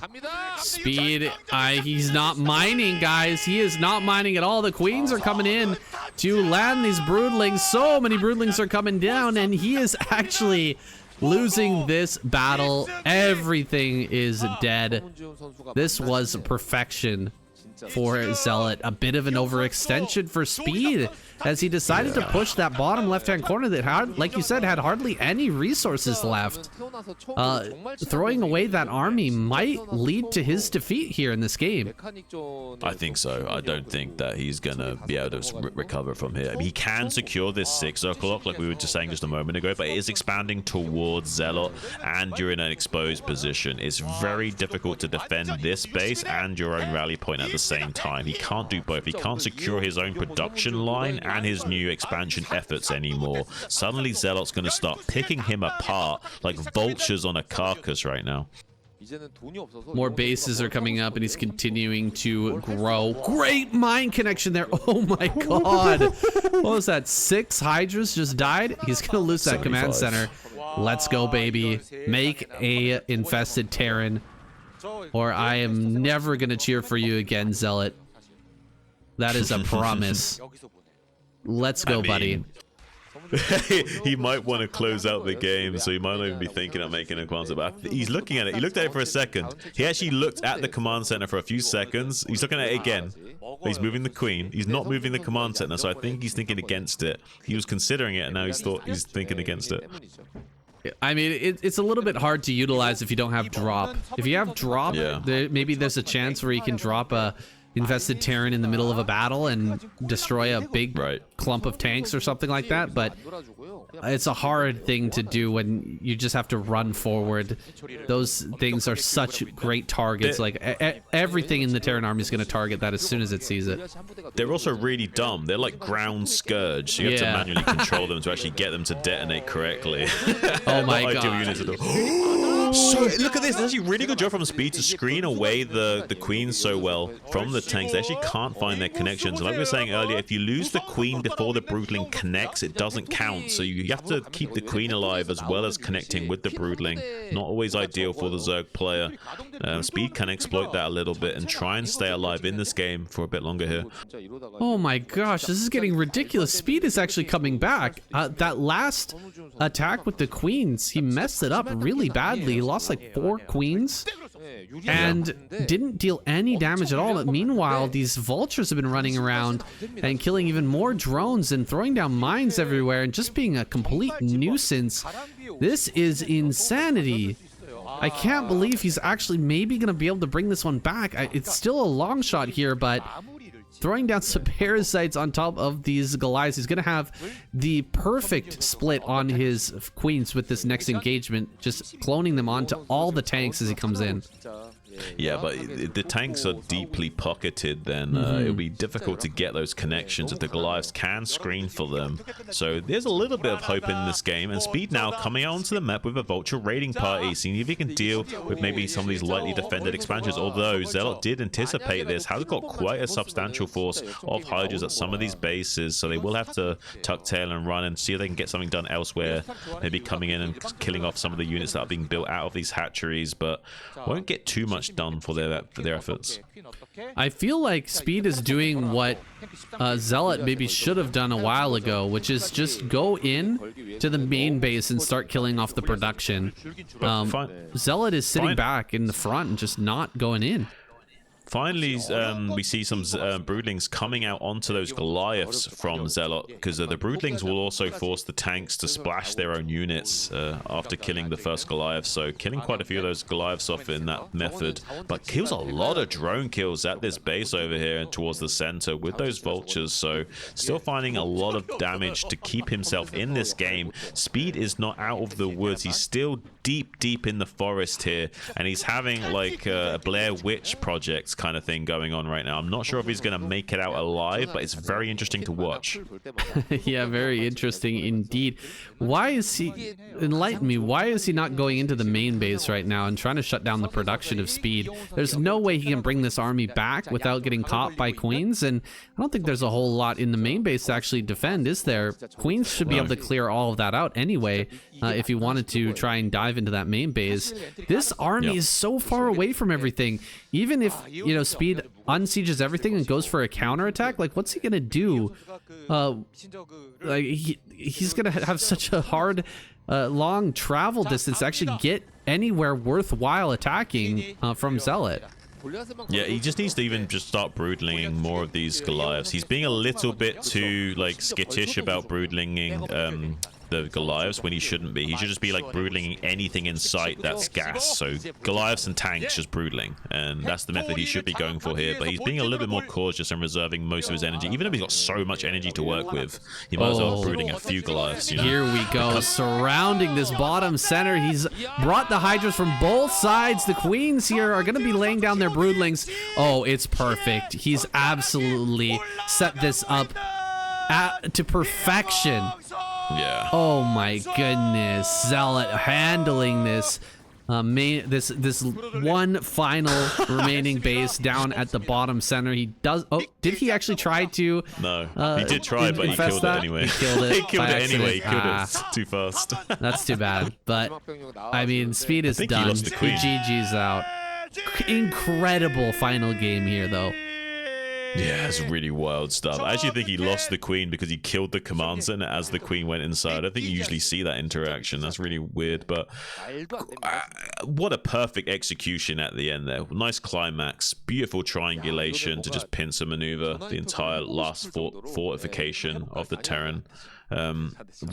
Honestly, I thought we would see more broodlings earlier on those Goliaths coming out, maybe a pressure on that rally point, but seemed like he just wanted the last hurrah, bowling over that position, and did it with a bit of style as well. Yeah, he had the option of going in there for quite some time. He's so patient in setting up Hydras on both sides. I thought he was going to move in towards the main base and try to get on top of the production, but he was actually looping the Hydras through the natural down to the bottom center to try and get the perfect surround, and it worked out beautifully. Oh my goodness. Shun Zerg victory again here. Even with the B squad, Zealot takes out both Sharp and Speed. Absolutely the MVP of the night. Yeah, really impressive stuff. We were saying earlier, this is going to be the third time I've said it, but this is why this guy was paid 2, sometimes 3 times as much as most of the guys that were in his pro gaming house. He was an aggressive negotiator, an aggressive player, and you can see why this guy is as accomplished as he is and why everyone's scared of him, because even though he's not necessarily winning SSLs, because eventually like he's going to roll the dice and it's not going to go so well, he can still take out every single player that's out there right now. Well, sadly, I'm not going to be able to cheer for Zealot any longer, even though he had a fantastic showing. He never made that damn infested Terran. What a shame. Anyway, just a joke, guys. Absolutely so impressive what Zealot was able to do against the mech style that Speed brought. You could see that all of these Terran players are a little bit worried about actually taking Zealot on in a normal game, right? They don't want to just play Marine Medic, or what can happen to Sharp can happen to you too. They're trying to mix things up and do things a little bit differently so that that Zealot will just not be able to play his normal game, but he's still finding ways to impress us even without just a standard game versus Terran. Yeah, he's just such a frustrating Zerg to play against, because even if you do figure out what the original build idea is, like the 2-hatch muta all in, there could be a follow-up to that. It could be, say, like a 2-hatch lurker that, like, he doesn't even attack with the 2-hatch lurker, he just contains you with some lurkers, then he builds up to 12 lurkers, does a bunker bust, but he's transitioning into 2-hatch muta behind, 3-hatch muta behind the bunker bust, so then he's busting you with lurkers as he's transitioning into mutas to finish you off, or whatever. Like, there's so many different things that he can do to dismantle you, and you don't want to be worrying about that while you're controlling your bio units to stop the crazy Mutalist micro from killing you as well. So there's just too many things to handle if you go straight up against a guy like Zealot usually. So these guys go for an unorthodox approach to try and dismantle his thought process, but they can't navigate the jungle as well as he can.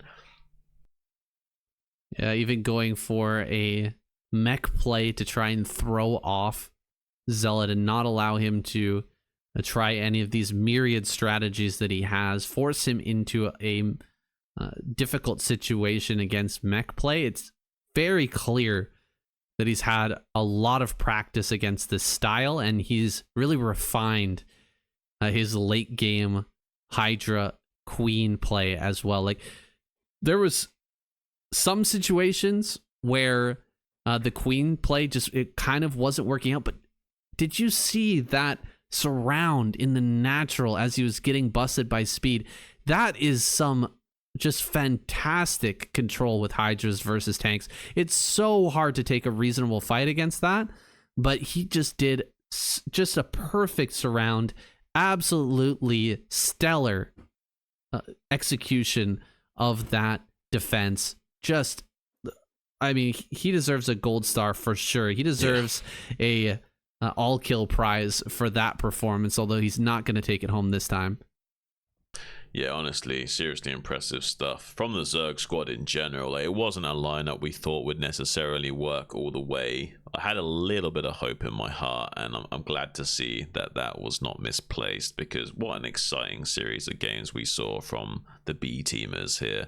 And yeah, I mean, the Protoss and Terran squads weren't pulling any punches. It was just Bishop and Tyson were the only two that like weren't quite as strong players, and even they had a really strong showing. Bishop in particular was very dominating early on. So really stellar stuff from all sides.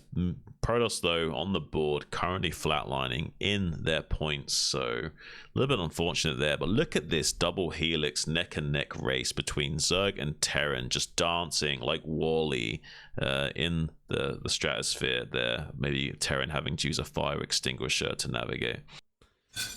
Yeah, it's a little bit off now, right? The double helix that was going on, the pattern's been broken. Now Zerg and Terran are on the exact same space, but it's great to see how tight this season is once again. Having these players neck and neck, it's still anybody's game here after week number 4. I'm really excited for how this season is going to shake out here going into the holidays, guys. There's going to be even more crazy games to behold. And two of these games, I'm sure, from this week are going to be going into my best of 2024. Just fantastic plays. Yeah, honestly, like, we're spoiled for choice here at KCM. You never know what you're going to get. Honestly, like, having a season 5 was not expected as well. Like, even the usual schedule was kind of like, you know, subverting expectations. So what can you even know? I don't know how you can figure out what's going to happen at KCM. And I'm looking forward to it every week. I'm sure you are as well, Sam. Absolutely, guys. Thank you so much for watching. Hope you've enjoyed this week of KCM. We'll be back next week with some more exciting Starcraft Broodwar action. Yeah. I can't wait to see more fireworks between Terran and Zerg this season, and Protoss. I hope they have a resurgence, guys. We'll see you next time. Bye-bye. Thanks, guys.